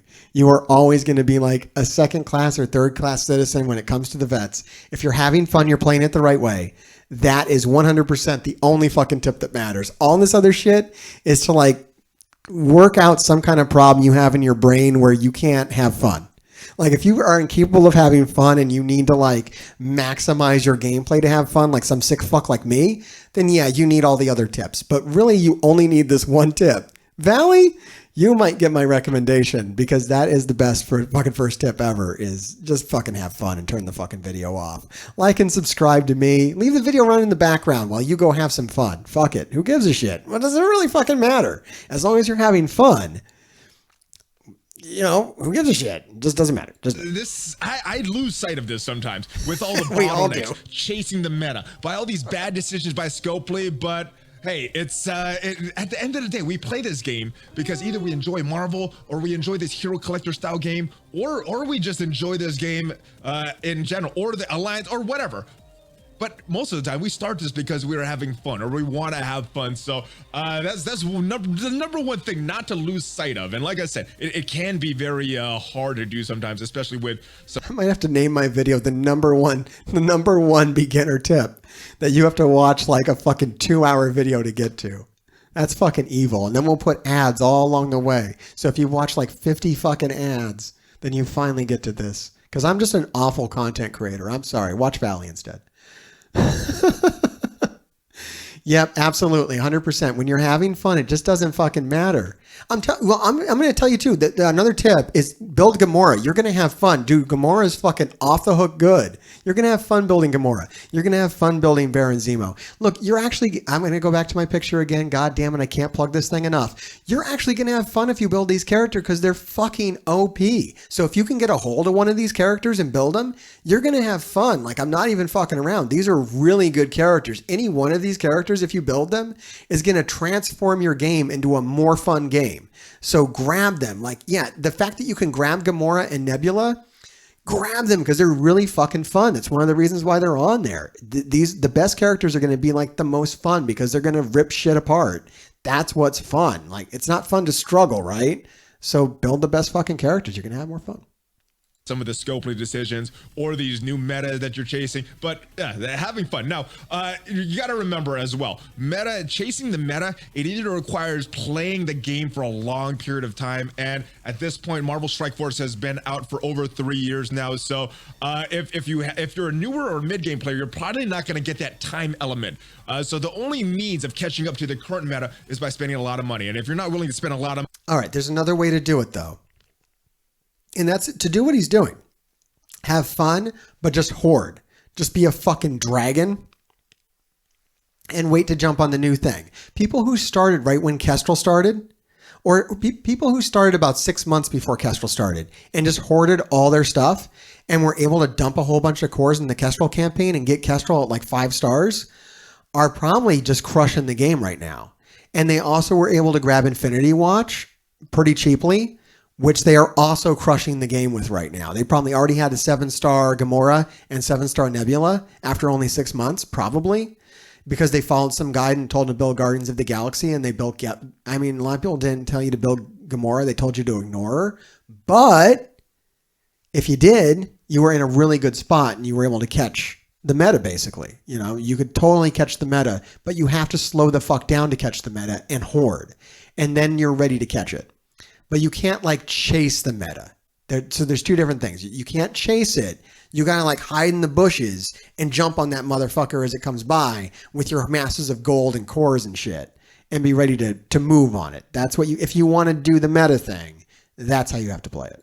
Money, you could still have fun. You could still have a lot of fun in Marvel Strike Force, but being at that end game meta level might be a little challenging. So just set your level, just set your expectations properly for where you are in the game, the time that you've been playing, and yes, have fun. The number 2 tip is save your power cores. Use these wisely. Every game has this premium type resource. Power cores is the premium resource in Marvel Strike Force, and use those wisely. Let's talk about the places that you could use these energy or these power cores. And the number 1 is, yes, the energy refreshes. Either refreshing your campaign energy here, or refreshing your ISO 8 energy. Not at all. In my opinion, those are the best places that you could use your cores. Other places that you could use them, sometimes you're farming characters, and maybe you need their character shards right now. One example is multiple men. Okay. Yeah. When they're boosted. And I know a lot of people complain, they're like, 0 times 4 is still 0. That's true, but that's why you got to go really nuts into them while they're boosted. Do like both days. But only on good characters, maybe not fucking multiple man. That's kind of weird. He's required for this Adam Warlock event. His first mythic legendary event is coming up in a couple of days. And let's say I needed these multiple man shards right now. Maybe I was short just a few of these. Well, spending these on refreshing these character nodes, not a bad thing if you really need those character shards because of a legendary event or something like that. Most of the time, this is not a great idea. Yeah, you're kind of playing catch up, and I like how he says most of the time it's not a great idea. You don't want to play catch up. You want to play ambush. Think ambush, not catch up. But if you're really needing these shards in a short period of time, this is where you could do it. Also refreshing these stores. If we go back out to the main screen of the game here and we look at these stores, sometimes there's stuff that you want to pop up in these stores a little more often. No, don't rush that. Never refresh stores. It's always a bad idea. I've done it before. It's a waste of cores. You don't, just wait for it. Never worth it. Not in any of these fucking stores is worth a refresh. Fuck that. No, not at all. Sometimes pieces of gear. Sometimes you can waste thousands of cores that maybe way. Characters that pop up in a raid store or something like that. Refreshing these stores, if again you're looking to minimize the time, this may not be a bad thing. Not generally the best use of these cores, but sometimes it may be good for where you are in the game. And let's talk about some bad use of these cores. Orbs. Now, yes, as a newer player, these premium orbs, all these orbs are going to be a lot more valuable to you than events are your highest core events for a good character like Kestrel, or right now Sharon Carter is very good. Worth 600 cores a day. I'm not surprised he only has 800 cores. He's using them to refresh stores and shit. He says that because he's a content creator, right? And he has to refresh stores to be able to like get Doom and shit before everybody else, or before he's like the last fucking person to get Doom, because he has to make that content before it happens. No fucking shade thrown at him. He does that, it makes sense. It makes sense for him. It made sense for me. I'm a late game player, and I had to get Doom along with the rest of my alliance, so some story refreshing happened. Sure. Is it a good use of cores? Like 100,000% no. But you can get tricked into thinking it's valuable, but it's not. Someone that's been playing for the game for a while. Anytime I get a character that I don't have at 7 stars, I'm happy from this premium orb. And as a beginner player, pretty much most of the characters that you get will not be at 7 stars. So although these are good, I would not spend my money on these orbs, any of these orbs. This Titanium Student Orb, not a great value. These Realm of Possibility orbs, not a great value. Once in a while, when I'm really starved for resources, I'll buy one of these gold orbs or these training orbs, but they're not a good value, so it's not a great use of your resources. Other place that I get people asking questions about is these character shards right here. Now, the good thing, they used to have these fully crafted gear pieces. Those are a horrible value. These are also not a great value. We are approaching 5,000 subscribers on YouTube. Please like and subscribe. I don't know if you can tell, but right underneath the surface is such a fucking rage boiling in Valley.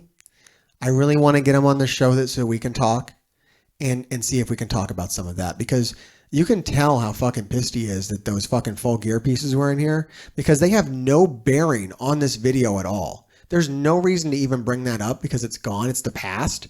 But he's still fucking angry about it. And I don't think he gets to vent properly, and it's unhealthy. So let's get him on the show. Let's get 5,000 subs. Let's get him on the show. We can talk. You know, in the hot tub or whatever. Everything's safe in the hot tub. It's all good. Let's do that. Like and subscribe.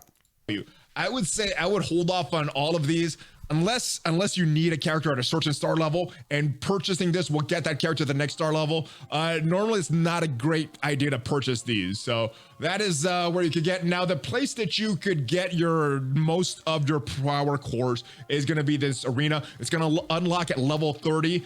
You could also get power cores from your objectives, your daily objectives, certain missions. Spending 1 million gold a day will get you power cores, which is a very good idea. Only 1 million gold a day. Especially those first-time rewards. Sometimes they have power cores, certain calendars, but save these. These are the premium resource in the game. So yes, use them wisely. The next tip, number 3, and this is another one that may sound very, very obvious, but focus your farming on strong teams and strong characters. Now, in the beginning, there's not a lot of strong overall teams that's gonna last all the way to mid and end game, but some of the earlier teams that you could focus on as a newer player, the Wave 1 Avengers, pretty good. They still have some value at the end game. The Guardians, they're not very valuable at the end game, but as an earlier player, you don't have access to a lot of the teams out there. And Gamora, she's one of the better characters in the game, especially when you get charged. So the Guardians are... All right, so this is with the addition of Gamora at this point. Gamora is better now, so now we're starting to talk about her. I mean, you're going to notice that in any beginner's guide going forward, everyone's going to double down on that. And it's the right information. And I think he's in line with my infographic on this, where there are certain characters that are just nuts. And this is kind of a new thing. You know, things have shifted towards that, where you have like these overpowered, like super characters and then just a bunch of shit. Characters that you could focus on a little bit. I wouldn't put too many resources into them, just enough to get you to unlock a few other teams. And it's Sinister Six, and again, and not a team that doesn't have a lot of value at the end game. Some of the characters like Electro and Swarm, maybe you're going to pair them with Dr. Six once you unlock that. Yo, I'm noticing a few things here. Look at Nebula and Yelena. It's almost the exact same expression on them too. That's fucking weird. I can see it a little better in the game than I can looking here. So if you look in the game at Nebula and Yelena, it's almost like the same. Eyebrow raise, head tilt, it's almost like they just stole that shit. Crazy. That legendary character, but those are the teams that I would focus on. They're not going to be super valuable at the end game, but they'll get you to some beginning level nodes. You can unlock certain nodes. I'm telling you, man, Defenders minus Jessica Jones, add Gamora. That's my bet, man. That's my jam. I would rock the shit out of that. Plus, I just like those. I like Punisher and Daredevil. Maybe I'm biased. Shit, man, that team's gonna be good. You're gonna be all right with that. And start to farm other teams. So those are ones that you could focus on a little bit. And then where you want to, this is the way I always prioritize teams.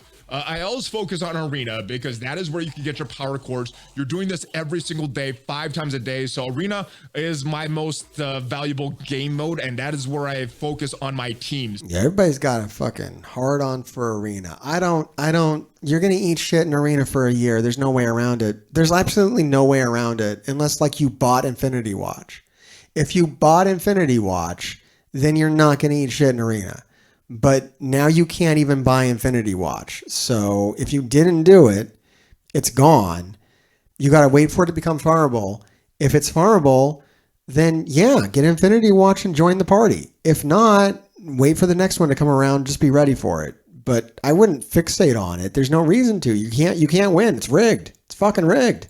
So as a beginner player, just like Blitz is rigged, man. These game modes are rigged. And when the game mode is rigged, there's no point on fixating on it. Fixate on the shit you can control. I can get Gamora shards. Great. Gamora can beat the hero campaign. Great. Let me beat that.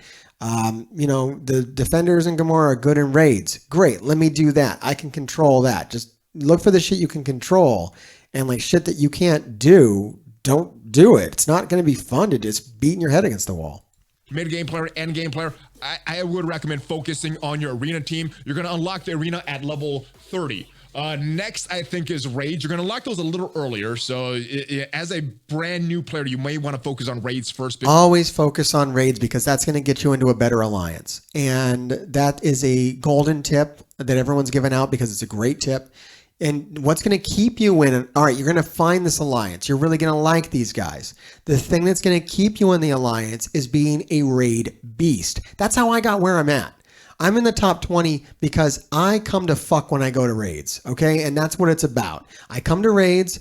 I always place up in the fucking top. I always do the maximum amount of nodes. I never let my shit cap. Of course, I'm saying that. My shit's probably all fucked up right now because I'm out here on Twitch instead of doing what the fuck I need to do. But look, that's why people want me in their fucking alliance. That's why I get to come out here and talk bullshit and do all this shit. It's because I know what the fuck I'm doing in raids, and I've stayed on top of that for 3 fucking years. Is that a healthy thing to do?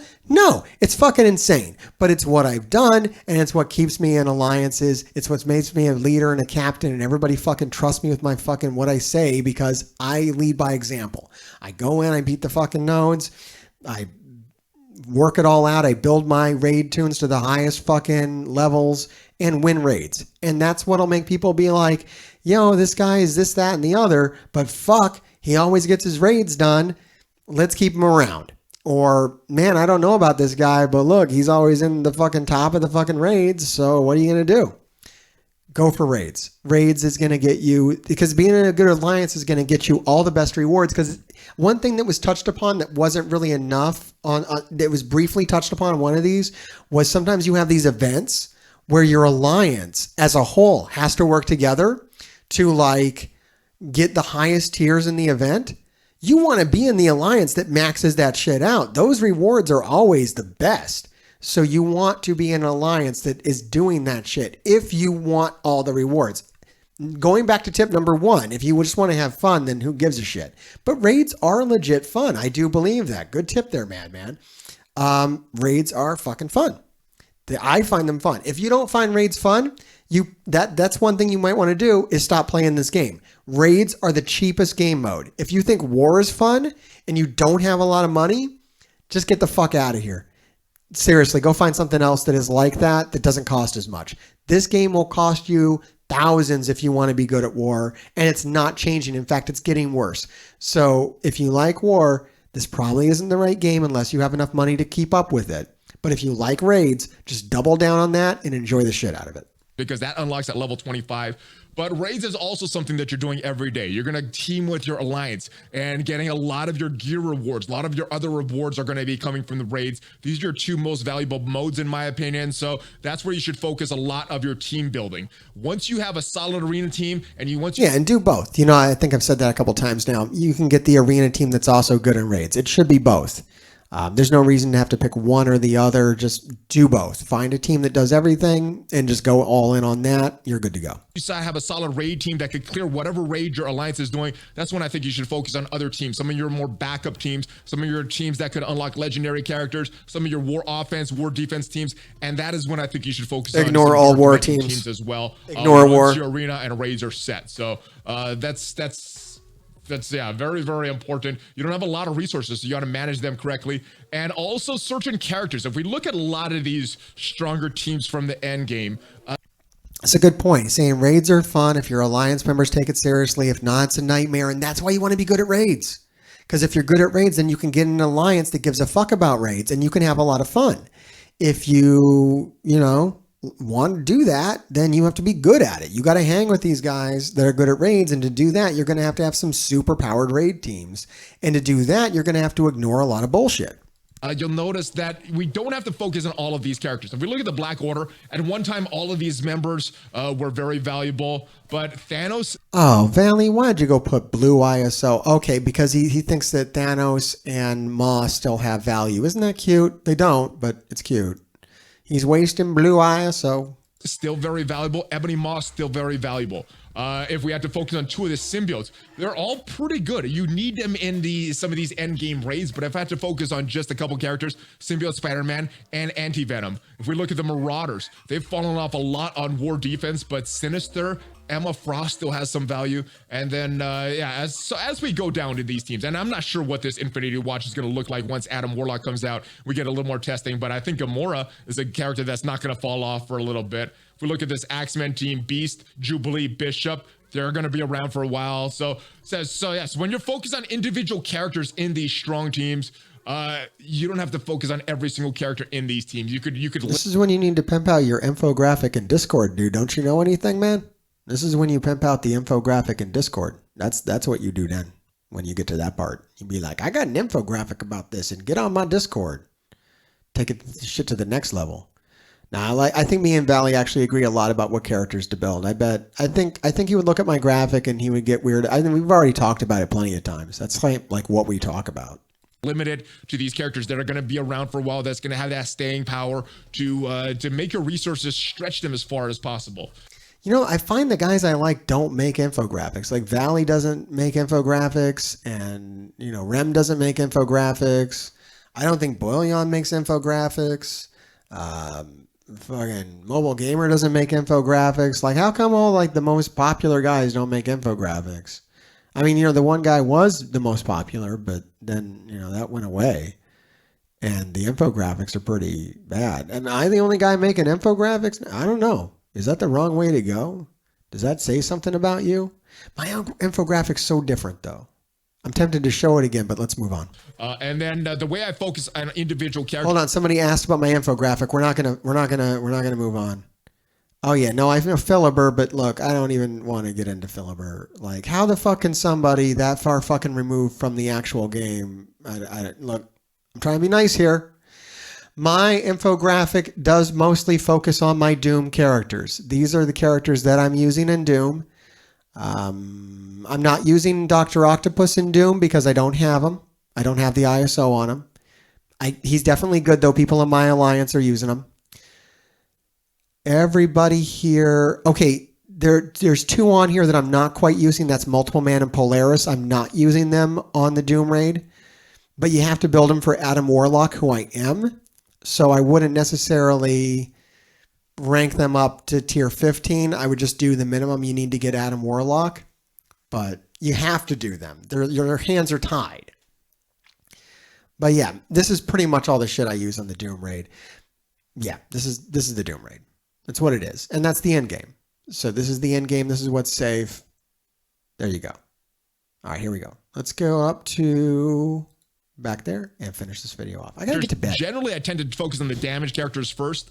So either the crazy grave or the blasters, and it may not be by that class. The damage dealer may be like a protector or a healer or something, or a good controller or something. All right, I like this. This man knows that the classes are totally meaningless. It's actually true. Yeah, the tip there that we listened to about the classes, why you want these different... No, it actually doesn't fucking matter. They barely give a shit about that. Anything could be possible. Like, yeah. You know, like Cull is a protector, and he's totally like a huge damage dealer. Like, they break these rules all the fucking time. It doesn't make any sense.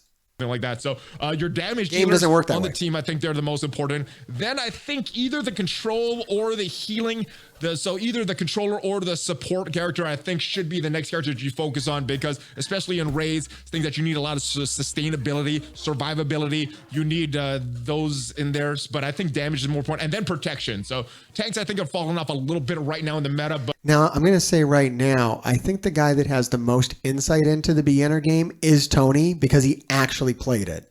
Valley, I don't think he started up a second account to check this out. I don't know what the fuck, you know, he's going to be limited on what he knows about it. The guy that knows the most about it, hands down, is Tony, because he fucking did it. But that is the general order that I would focus on these characters. Obviously, different teams are going to look a little different, but if I had to go super broad in general, that's how I would focus on. All right, campaigns and challenges. I think it's very important to get all these campaigns 3-starred as fast as possible. That way you could get the gear and you can get the character shards that you need. So what do we need? Let's do it. You get the Mystic and the ISO campaigns that unlock right here. The Mystic unlocks at level 55. The ISO 8 campaign unlocks at level 55. Yeah, why doesn't Boilion make a fucking beginner's guide, Once you get to the proper commander level, unlock these, because you're going to need... Is your house a sauna in summer? And fuck out of here, man, with that ad bullshit. Skip that. The Cosmic unlocks at level 45, and then you're going to get some hard chapters on Heroes, Villains, and Nexus. Those Heroes and Villains Chapter 7 and Nexus Chapter 8 will unlock at level 70, and then once you finish Nexus Chapter 8 over here, then you can unlock Doom War So around level 70 is when you should unlock all of these, but whatever level you're on, try to get the maximum stars that you can on Valley, man. Look, I respect a brother's hustle, but at this point, he is just going through here and naming off things. I swear to God, if we get him on here at 5,000 subs, I'm gonna get him to talk about the making of this video. Be like, you just started like just naming off the different campaigns. You were like, just 3-star them all, man. 3-star them all. Just do what you do and 3-star them. Like, I love him. I love whatever character you're, or whatever stage that you could get to, based on whatever your commander level is. Now, one important note that I do want to focus on here, especially for newer players, is this right here. Heroes 7, what is this? 7, the Hella node, the 7-6. All right. I for a long time I've said this is the cutoff, I think, between a new player and mid-game player. Once you have this 7-6 at 3 stars and you can start to focus on Hella, that's going to do a few things for you. It's old information. Hella's gone. I mean, she's okay. And some people swear by her on the Doom Raid, but then other people say, I mean, like me, I don't. I know she melts. She's just not that. It's not a thing anymore. It's going to allow you to unlock one of the characters for Phoenix, because she is a villain. Who cares? Controller. It's going to allow you to unlock Black Bolt, who you also need don't to care. unlock Ebony Maw. Don't care. Ebony Maw, Black Bolt, still very relevant in today's meta. No, they're not. They're not. And this is really new, but they're not. And I don't know if he knows it yet, because he's not quite there yet. Okay, so the thing is, he's not quite to the point where I am, where we're in the Doom 1.1 and hitting 60% on it. So he doesn't quite know that all that shit is about to be dead. Like, he just doesn't know. Like, he's just a little behind on his information. Valley is always going to probably be a couple months behind me. That's why he talks to me. And that's why he wanted to be in our alliance, because he wants to know a little more into the future. But he's not there yet, so he doesn't quite know. And this was absolutely great advice, like a few months ago. However, the game moves so fucking fast, and I'm further up the mountain, so I can already shout down, it's no good up here. Nope, no good. And that's why I decided to make my infographic, was to kind of shout down at everybody and be like, this shit ain't working anymore. It's done. It's over. Don't give up on it. No point. So sad but true. Phoenix not as people get salty and weird about it too. Like, well, I posted on Facebook. I posted the fucking infographic on Facebook today, and people are like, you just don't build anybody. What the fuck are you talking about? I'm like, look, that's why I said safe to build. You can do whatever the fuck you want to do. You can go up here and build Hella and unlock take all the time you need to get Black Bolt and Ebony Maw and all this shit that you want to do, or that some other content creator told you to do. But it's not fucking you. I'm telling you, by the time you get it, it's gone. By the time you get it, it's gone. If you just got into the Hella node today, by the time you get Black Bolt and Maw, it's done. It's over. Because it's already over for me. It'll definitely be over for you. Something new is coming. I hear the new patch is mostly going to be focused on Mystic. That's going to kill Hella even more dead. Like, it's going away. It's not coming back. The day they announce that Odin's coming back, all this advice might make sense. The day they say that we're getting more Inhumans to go with Black Bolt, all this shit will make sense again. The day they say that we're getting Supergiant, right, for the Black Order, who is a member of the Black Order, that we could get. I don't know. I'm just making shit up at this point. But if we get her, or them, right, we get Supergiant, and all of a sudden we got a new member of the Black Order, then yeah, Maw is now relevant. If he's still in the fucking team, they could kill him off. Who the fuck knows? They do it all the time. They just randomly pick the characters that are going to be on the team, or they pick the characters that you haven't built because they can see all the data and they hold all the cards. You can't win that way. You can only win by, ambushing. You can't catch up. So this is like a catch up bit of advice. And I would say, don't try to catch up. Don't try to chase the old meta. Wait for the new meta and jump on it. That's what you got to do. Important, but I still think that this is an important node. So early on, you're going to need to focus on either some AIM, Hydra, or Sinister Six. and then you're going to need to focus on those mystic villain characters as well. So this is more a few months down the line, but keep this in mind, and because I do think this is a transition point between an early player and a mid-game player. So get those. And then as far as your challenges, you could do these every day. We had Sundays that you could do all of them. These unlock. Dude, here's something weird. If a person came to my alliance right now and wanted to join my alliance and they didn't have Black Order at all, I would give 0 fucks. If a person came to my alliance right now and didn't have Hela at all, I would give 0 fucks.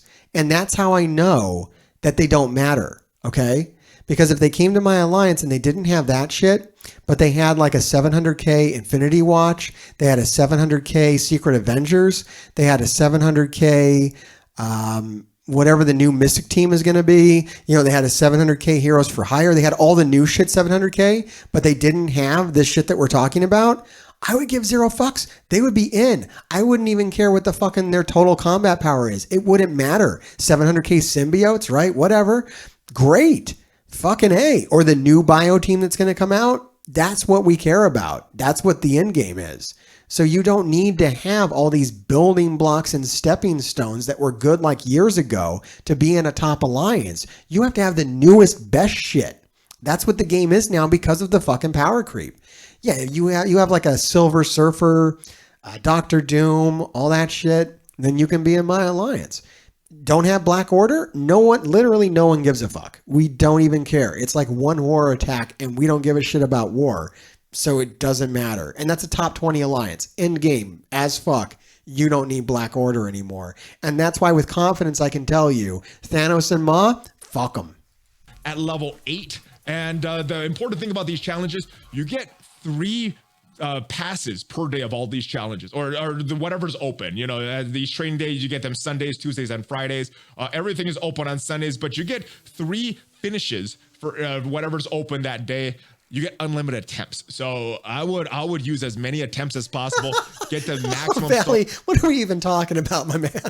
Level of these, because this is also very important to 3-star. 3-star these challenges, 3-star these campaigns as early as possible, and it's gonna help you with your farming down the line. Yo, most alliances ain't very bright then. I don't know. Why are they looking for TCP? TCP doesn't matter at all. It's STP. The game is totally switched. TCP used to matter. Now it doesn't. It's all about STP. I'm telling you. TCP, it's good for Blitz. That's all it's good for. Blitz and war. If you don't give a fuck about war, yeah, I don't know. You didn't worry about that. Look at the new teams. Look at the raid teams. If you have all the raid teams you need for the Doom raid, that's all I give a shit about. Talk about alliances, because that's also very important. Join active alliances often, or as soon. Nice. This is great to hear. So someone was going to build all the shit that was advised to do Dark Dimension 2. Instead, they just built Infinity Watch, killed all of Dark Dimension 2 in 40 minutes. That's what I'm talking about. Jump on the new meta. You'll win the game. As you can. These alliances are available at level 20, and the raids are available at level 25. So you're going to get a lot of good rewards, and I recommend going for alliance that is matching your activity level. So if you're a player that plays very hardcore, you don't want to be in a casual alliance. And if you're a casual player, you don't want to be in a hardcore alliance. And if you're a mid-level activity player, you want to be in a... Look, I think we've heard this tip in every video. It's a true tip. And it seems like common sense, yet, dude, well, I'll talk to people every fucking day that have fucked this up and aren't in the right alliance for them. Like every fucking day. So it's a valid tip. It should be in every video. Wholeheartedly agree. Activity that's around your level. That way you avoid frustration. You could be with players that are around as hardcore as you, and then when you get to wars, which unlocks when you're level player 45, but your alliance needs to be at level 20, then your wars will be around that competitiveness level as well. The way you get to the alliance level, when you go to Start Tech, you see our alliance at level 80 right now. Level 20 is when you could start to do wars, and obviously the players that do that need to. He's not with them anymore, man. That moves fast. Be at level 45. So very, very important stuff. The wars, you're getting a lot of resources. You're getting war currency. There's a lot of great characters in the war store. So that war is going to be very important, especially for these legendary unlocks down the road. So getting an alliance as early as you can. Get to level 20 and get in that alliance. And Discord is a very good resource for finding good alliances. You could go on my Discord. There's the main Discord. Some of the links will be down below. There's HeartGrave's Discord. All right, let's talk about resource management. You got a lot of resources to manage manage in this game. There's a lot of bottlenecks. It's a resource management game. A couple of big ones are gold and training mats, and using those on leveling up characters. As you can see, you're not going to be able to level up every single character. You're not going to be able to level up all your good characters. You have to make choices. So choosing which ones to level up. If only there was like a handy guide that told you all the characters were like the best to level up. I don't know why, but this fucking video has become like such a fucking ad for my stupid infographic. I don't even know why, but it just, I don't know. It seems relevant. It seems like I don't even need to make a beginner's guide. I mean, I'll do this, I'll put this out, but really the information you need is here. If you have like the cognitive powers to kind of understand what I'm saying here, it's all really right here. All the beginner's information you need is right here. Just strive for these characters and you will be fine. Don't push very hard. Just go for the newest, best characters, save resources for them, and all your troubles will be solved, and you don't have to worry about shit. You don't have to watch all these videos. I should have just put this out as like this. It saved you a lot of time, but you know what? Like and subscribe. And ring the bell or whatever. I don't know. Is very important. And again, starting off with the best teams to get you through Arena, and then the raids I think are the most important. You so need use 5. your gold and training mats only on the characters that you plan to use down the road. 5 each Let's trade. talk about a couple other resources that I think are a little more valuable. The first one is these promo credits. Now, these are very short supply. Even at the end game level, you don't get a lot of these. So who you purchase your red stars for in the store is going to be Yeah, I get this question a lot too. Who do I use red stars on? Who do I promote? Use my guide. Only put stars. You can be more loose with silver credits than gold credits because we get 150 silver credits a month for free. That's great. And yeah, absolutely. Someone was asking here, how many characters do you need? 5 of each trait. 5 of each trait for sure. Important. What I would always recommend is characters that are going to give you an immediate benefit by getting those red stars. Make sure you're not. There's only one character worth the 7 red star promo, and that's Gamora. I don't think there's any other character really worth it. I mean, if you have 7 yellow on Kestrel, that's great. If you have, 7 yellow on Silver Surfer, that's great. But really, realistically, most people are going to do the 7 red on Gamora. The sooner you do it, the better. The later, the less value you're going to get out of it. So maybe just hold it and wait for the next thing to hit. Not using these red stars, these promotion credits on characters that you're not going to get the gold stars for. Because let's say this Ultimus. Let's say I have a 5 gold star Ultimus, but I purchased this level 6 red star Ultimus. Well, I'm only going to get the benefit up until level 5. I'm not going to get that full benefit of level 6 Ultimus red stars until I get those gold stars for him. So if I'm not going to get those gold stars very soon, probably should not purchase these. You probably either save it or use it on a different character that's going to get you immediate benefit, or focus on characters that are going to get you benefit down the road. Don't focus on characters that were valuable or are not going to be valuable down the road. And you can kind of see some of the meta shifts by some of the content that's out there. Look at the different content creators channels to see what is coming up in the meta. But very important resource there. So spend your promo credits wisely. You also want to spend your T4 credits very wisely. If you're not planning on getting an immediate benefit from this, some T4s, they're just not worth it. Some T4s are no-brainers. But mostly it's worth it to max out characters, especially if they're already maxed out. Like right here, my advice to Valley would be to do that T4. That's actually a really good T4 to have. I don't know why he's not seeing value in it, but he's got long shot all the way up to tier 15. He's got him at level 5 ISO. He's using him daily in raids. Probably if he's using him daily in raids, he's got 5 red stars. That T4 on that basic is actually very good. Yes, on paper, it looks like just like a little bit of extra damage, but because the character is so fucking maxed out, that's a lot of damage. It's so much more damage than if he didn't max out the character. So once you've gone this far into the character, if you have the T4s to spare, max it the fuck out. Even some of these good T4s, if you're not planning to use that character, don't use that T4s. At the beginning and mid game stages, T4 resources, very, very in short supply. So you got to use. Yeah, and we're about to loosen up on those tier 4s. So this is old information too. And I believe this was made before they actually told us that. I saw it coming. They're going to bring in tier 5s. And to put tier 5s on people, you're going to need all the tier 4s maxed out. So you may as well do it now. There's no reason to sit on thousands of them, Valley. Use them now, max out Infinity Watch. They're the best fucking team in the game. and do what you need to do. Whatever you're using in raids daily, those are the best ones to max out because you use all the abilities. If you only use the team in the arena, like if you only use Infinity Watch in the arena, see which abilities you use. You probably don't use Moondragon's ultimate attack very much in the arena, so you probably don't need it. If you're using her in raids heavily, then you probably use it more. Maybe max it out. Them wisely. Only use them on the characters that you're either using right now and plan to use for a little bit more, or planning on the characters that are going to be valuable in the future, or that you're planning to use in the future. So really protect your T4s and protect your promo credits. All right, also another thing, the next tip, manage the characters that get ISO 8. ISO 8 is becoming a requirement for a lot of game content right now. This past my man, he's the only one to talk about ISO the right way, so that's cool. Patch just had it for Doom raids as far as a requirement. We're getting our first mythic legendary, which the legendary character requires these ISO. I feel like Valley's secretly watching my videos. Word up, Valley. Or maybe he listens to me when I talk to him.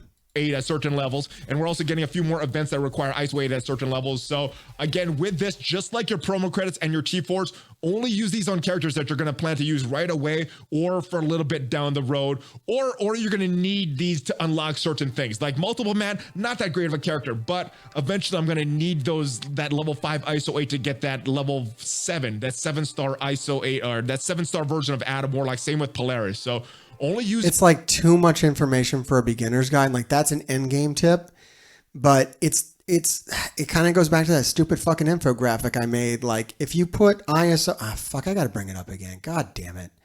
Look, if you put ISO level 5 on any of these, you're golden.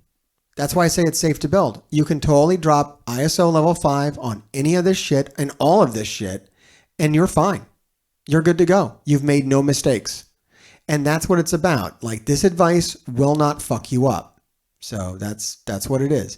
Like it looks really fucking super simple and almost fucking dumb, but that's what the game is. This is like a game for babies, and they've made it like even more so. Like let's not get weird about it. Like, yeah, I like games made for babies. I don't have a lot of time to invest my mind power. Some of these fucking RPGs are nuts. Like the builds are crazy. Like go play Disgaea and figure that shit out. Like I don't want to. You know, go play one of these go play a fucking paper and pen fucking RPG and blow your mind out with that. That's a game for like adults and shit, like that kids can't play. Literally, they want children to play this. Children shouldn't play this because it's a predatory game, but it's dumb enough and simple enough for like fucking actual children to play. Like it is. So it's getting easier every day it goes on because the game is so fucking, yeah, kids play. Look, it's simple. These are the newest characters. They're the best characters. Don't overthink it. Like this, there's no reason to overthink it. You almost have 5. The only team missing from this is Bio. Mystic is missing too. I think we're going to get it in the next patch. With that, we're going to knock off. So I didn't even put Ma and Thanos on here because I know their shit can't. It's already over. They're too old. They're just too old. All the old characters are shitty until they get reworks. It's just the way the game is played. It's very, very fucking simple. And right here, ISO level 5, you can put it on here. No worries. Don't worry about it. You haven't fucked anything up. What bio am I using? Yeah, I'm using symbiotes because I have them, but I don't want to put any blue ISO on them. I let my lane partner's taking the fucking hit on bio. God bless him, because I can't. I don't want to. So I got a lane partner, and he just nails it every fucking time. He's a great guy. Enderos, been in my alliance for ever before I was fucking here, so he's great. So yeah, you do have to use symbiotes. You do, if you want to be consistently good with bio nodes, you have to put blue ISO on them. You have to put red stars on them. You have to waste a lot of resources on them. Or don't get to the point where you're doing the Doom Raid 1.1 and relax and wait for the new bio team.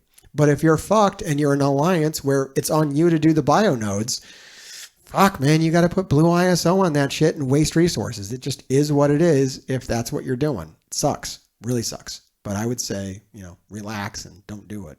On characters that are going to give you value, like either right in the raids or war or your campaigns, or you're going to use to unlock different legendaries. So that's what I would recommend for your ISO 8. Now these orbs, you're going to get a lot of orbs in the game. And like I said, towards the beginning of the game, when you don't have a lot of resources, you don't have a lot of characters, these orbs are going to be a lot more valuable. Manage the timing of these, because as you start playing, these get less and less valuable. They're not as important to open. Same with these raid orbs. If you've been playing not for a long time, you're going to want to open these right away so you can keep your characters right away.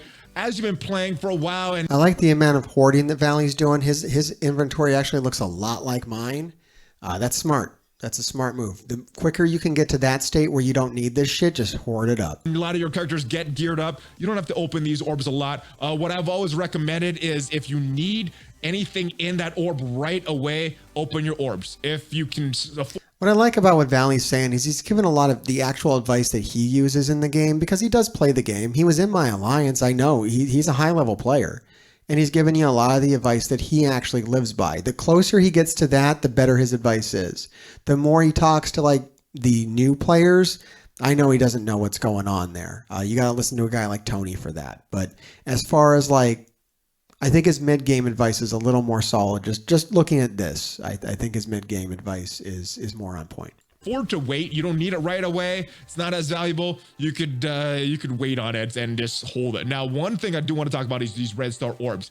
At certain times, you're going to get these characters that are released into the game, and a lot of times when characters are released in the game, they have this additional 15 or a increased drop rate in these red star orbs. As you can see, Adam Warlock has this increased drop rate right now. He has a 15% of getting. Nourished is a 3D printed personalized gummy.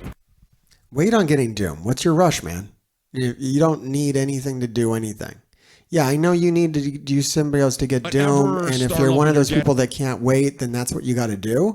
But we'll just wait for the new bio team. If you don't have Doom right now and you haven't built symbiotes right now, just wait. It's going to come out like super soon. So just wait. Doom's not going to do anything for you anyways. He does good on the Doom raid, but there's other shit that does good on the Doom raid. Odds are if you don't have Doom, you're not in the fucking Doom raid anyways. The rest of these characters have a small chance. So I would recommend saving these red star orbs for characters that you know. I mean, the cool thing about the Doom raid is that there's probably something that you can do better than anybody else in your alliance can do, whether it be mutant, biotech, mystic, or skill. There's probably something that you excel at where someone else is missing. So you can add value, and then they'll have something to carry you through. That's what high level alliances are doing to make it through, is using communication. Like me, I can do like everything but bio. Like other than bio, I can take all my nodes down in one shot and help out with bosses significantly. So I'm valuable. I need someone to help me out on bio. I haven't invested that way. So we're going to be valuable. And again, looking at some of the videos and some of the content creation out there, you can see which characters are going to be valuable down the line. Use your red stars for those characters. When there's a good character in there that you want that increased drop rate, that is when I recommend opening these red star orbs. I do not recommend opening the red star orbs for new characters. I recommend opening elite orbs for new characters. I recommend opening the red star orbs when the dark credits are boosted, because dark credits are good. Even if you're not interested or don't have Ultron or whatever, just hold them until something good does come out, or they give you even more dark credits or whatever. I would get the dark credits, use them on Ultron, ignore Ultimus. If you're a new player, you kind of just need to open these anyways. Red stars are a huge addition to your roster. But if you want to focus on new characters, which you probably should, you want the elites. So open these for the dark credits and then store the elites and do it that way. It's much more effective. You're not really going to get anything from these red star orbs anyways. It's not going to be worth it. The elites are far better. I mean, this is one of the reasons why new players are kind of screwed too. Like, you're so far behind on red star orbs, it's going to be really hard for you to catch up to veteran players who have opened like literally thousands of them for free. Not to mention how many people have bought. Like, if you want to get an idea of why you will never fucking catch up to the meta, just look at the red star system and look at someone's account like mine. My entire account is 5 red. You won't be catching me. That won't be happening. You won't have the shit that I have. You would spend thousands upon thousands to get that kind of effect on your roster. It's crazy. So just play with your elite credits effectively. Use those for the characters that are the best, that are going to give you high value, and invest into them heavily. and then maybe you got a chance at being, you know, kind of in-game viable at some point. I don't recommend open them for these dark promotion credits for Ultron or Ultimus or maybe Doom down the line. Open them whenever stuff. I wouldn't recommend opening these into these I mean, look, the odds are you're going to get it between a 1 and 3 red. Who cares?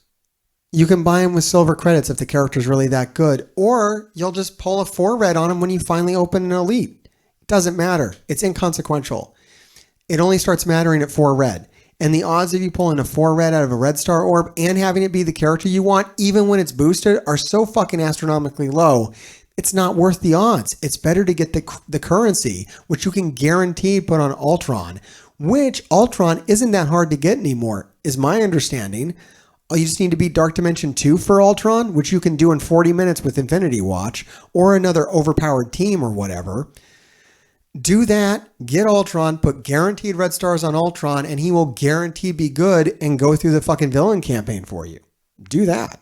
Upgrade chances. Now, if you're a newer player and you don't have a lot, you may just open these and get started with your roster. But as you start to progress and more of your characters get these red stars on them, hold off for that increased drop rate, especially on the characters that look like they're going to be around in the meta for a long time. All right, cooldowns. This is a real simple one. We talked about using energy, your cores on the energy. Manage these cooldowns. We have right now, the maximum is 139 energy that you could get. It can go higher than that if you're purchasing offers, things like that, but just through natural energy refills, it's 139. So before you log off or before you go to sleep, use as much energy as you can, use as much ISO 8 energy as you can. That's a pretty simple one, but it is one that I think a lot of people will forget. Next tip, you do all your daily. If you can't manage that, then you probably just want to be super casual with the game.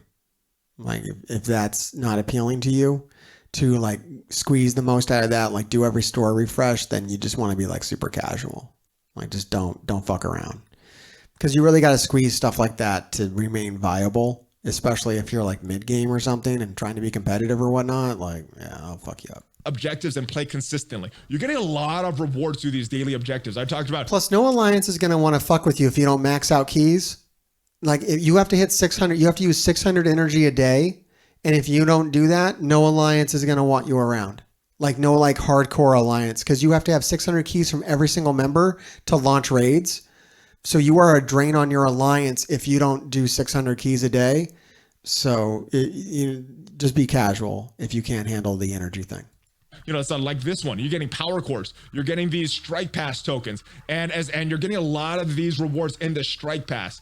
So do your daily objectives every day, log in every day, try not to let this top off every day. Like I said in the beginning, one of the most valuable resources you have in games like this is time. So what you get from time is all these resources from playing consistently. And if you do that, you should be at a higher level than someone that plays a few times. And I think it's a very obvious one, but it's one that I think a lot of people forget. Play consistently. You're gonna get a lot further on. All right, the best modes to test out new characters and new teams and their synergies and gameplay is Blitz, which unlocks at level 14, and you're gonna want to get some of these Blitz resources as well. Some of these rewards. All right, I'm starting to think me and Valley need to make like a beginner's guide together, because I like a lot of what he's saying, but I think he could use a little perspective from like Tony and a few of these other tips, just to kind of blend together this really good solid information about having fun and some of these solid tips with like a little better like beginning information to kind of temper it. Maybe I'm not even the right guy for it, but somebody should. I think the answer is between Tony and Valley. There's a good beginner's guide out that could be made of something like that. Especially for new player blitzes, you're going to get some of these valuable shards. You're going to get some of these valuable blitz orb fragments. For certain characters, you're going to get red stars for them. And you're going to get a lot of valuable milestone with these. So Blitz is a very good game mode for newer players. I would recommend testing out your teams, getting to know them, getting to know the synergies, the turn orders. Real-time arena, not a very fun game mode, and but it is a place that you could continuously play with your characters. Once in a while, you'll get really bad matchups. Once in a while, you get really good matchups. That's how you get through that training material bump, man. Questionable matchups, but real-time arena, very good. That unlocks at level 64. It may not be the most fun to play because it's kind of blind. You're going in against these teams, and you don't know who. Real-time arena's got to be fucked for new players, but if you have a big Gamora like I'm suggesting, that's going to help. But still, man, it's going to be a rough game mode. And one good thing, though, is that it will help you get over the training material and ISO bottlenecks because you do get good materials in there for those daily. Who the team is, so you don't know what the right counters are. But sometimes you'll get a lot of valuable experience from real-time arena. So Blitz, real-time arena, test out your teams. I think a lot of that got removed with Blitz Sim, but I think that unlocks at level 45. I could be wrong on the level that Blitz Sim unlocks at, but use Blitz a lot to get to know these teams. All right, another question I get asked is, how far should I build up these teams and these characters before moving on to other characters? And a lot of it is going to depend on those things. Arena, raids, and war. Are you struggling in arena? Well, you should build up whatever arena team you're using a little bit more. If you're struggling in raids, same thing. Once you got that set, you can move on to other teams. Here's the exception though. For legendary characters, you want to get them at that star level. For all of the legendary characters except for Phoenix, it's that 5 gold star level. For Phoenix, it's that 6 gold star level. So if you're looking for legendary unlocks, wait till they're at least 5 before you're moving on. If it's a non-legendary unlock, the level, the gear, the stars, it's going to be pretty fluid based on where you are in arena and raids and what you're on your alliance is doing on war. So, but generally, try to, at least for the legendary unlocks, try to get them to at least 5 stars. All right. I think not being fixated on legendaries is probably a better tip, honestly. That's going to be like kind of a dead end. Dark Dimension is another thing that you got to start to plan for. It doesn't unlock till level 65, so it's not something that you have to start planning on very early, but you should start looking at which characters you're going to bring in. If we look at these Dark Dimensions, level 6 or 6 stars is what you need to get into Dark Dimension 1. I would not focus on this at all. You're eventually going to get some characters up to level 6 or 6 stars. Just bring in whatever characters you have. Take as much time. The rewards aren't that great. Where you want to really focus on is Dark Dimension 2. Geared. Hey, you see how fast you get fucking Ultron, dude? Yeah, get those fucking dark credits. Ultron's gonna fucking slap because you can get this pretty easy with all the gear they throw at you for events and shit. You're gonna get 5 solid fucking characters. Infinity Watch can go through Dark Dimension 2 at gear tier 13. Fuck, my advice will get you Ultron like crazy fast, and my advice will get you 3 fucking red stars on Ultron crazy fast, which will totally fucking help you out in that villain campaign. Add that with Tony's advice. Take a few AIM characters, get Scientist Supreme and Graviton, get Nebula. Fuck, there's your villain team, man. Slaps fucking hard. Go right through it. 13 is what is required for that. So you can get 5 characters up. You can get through Dark Dimension 2 pretty quickly if you have the right characters. And you gotta be level 70. Well, be level 70. Take your fucking time. Enjoy the game. You're gonna gain experience points every day until you get level 70. Don't waste and hoard materials. Go through all the events, hoard materials. You'll get there when you get there. But yeah, I don't think you can force it. That's just what you got to wait for. It's going to suck. I don't know. It's going to be boring. Or it's going to be fun. I don't know what the fuck it's going to be. If it's not fun, don't do it. But I don't know if there's a way around it. It is what it is. Yes, get the gear on them. If you have all the gear and the resources, percent-based characters that do the damage like Minerva, Phoenix are still pretty good. Ghost is still pretty good. My beginner's guide sucks, by the way. Like, if you don't fucking enjoy it, who gives a shit? I don't cry to someone else. I don't think I should make a beginner's guide. My beginner's guide is not friendly at all, really. Good in this game mode, although there's a lot of newer characters that just smash this even without that percent-based damage. Dark Dimension 3, you're going to need your characters at level 14 to enter. This is not a very fun game mode, and the resources in Dark Dimension 3 aren't that valuable. Right now, Dark Dimension 5 is the highest that we could go as of me recording this. You need gear tier 15. Not that easy to get all that gear. Your reward for this is Doom, so it's a pretty good reward. Still involved in the meta right now. Not sure when you're watching this video. Doom may or may not still be in involved in the meta, but still a character that you want to go after. Oh, he's good. You can build Ultron is going to be very valuable for you as a newer mid-game player. He's not demigod tier. Drop off once you get Doom, but Ultron's still very important for newer and mid-game players. So get Ultron as soon as you can in Dark Dimension 2. And then once you get the Dark Dimension 4 start working on Doom. But these are things I think you should focus on in the background. Some of the more important things, like I said, these campaign nodes, getting them to 3 stars, working on your proper team, and then working on a team in the background. And tip number 14, and I know this is a little self-promotion, but watch some of the content out there. There's a lot of great content creators for Marvel Strike Force. Subscribe to my channel. I have a lot of other content creators that I enjoy on my channel as well. Subscribe to them. And there's great content on Reddit, Discord. There's a lot of help. Join all that stuff. So you kind of mentioned me. I'll take it. With what is the current meta, what you should be working on, how things are shifting in the game. Just stay tuned to a lot of the content because things do shift in this game. And then, yo, that wasn't even that bad of self-promotion. I like Valley. That was really good. He totally gave it up. That was nice. And last but not least, number 15, know the value of offers. Everybody has different valuations for these offers, how much they value them. This is my rationale and my valuation for power cores. Now, some people have a different valuation. I consider $1 100 power cores. So these 150 power cores in my mind, $1.50. $3.75, $7.50. So right now, none of these are good values, but from time to time, if you are a spender in this game, you will see some offers that will have a really good valuation for these power cores, and they'll include a lot of other stuff. Those are good ones to buy, in my opinion. And if you are going to spend some offers, the way I look at it is, how much time is it going to save me? So right now, Multiple Man's kind of a coveted character because of Adam Warlock. How much time would this save me? So if I'm averaging, and let's say we're getting the... I don't know, man. I think the best advice with offers is just don't do it. And I don't think he's going to move on from there. That's good. I think we got a good gambit here. I think the one maybe just because it's the newest one, I would go with Valley's as far as what I would recommend people, though I think a combination between Valley and Tony's probably best.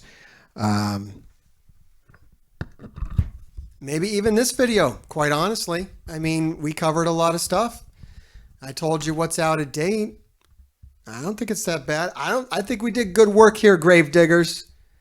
And I think that's about the longest I've ever spent not looking at the game in some time. So that was fun.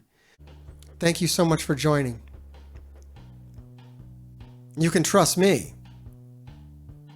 Hail Hartgrave.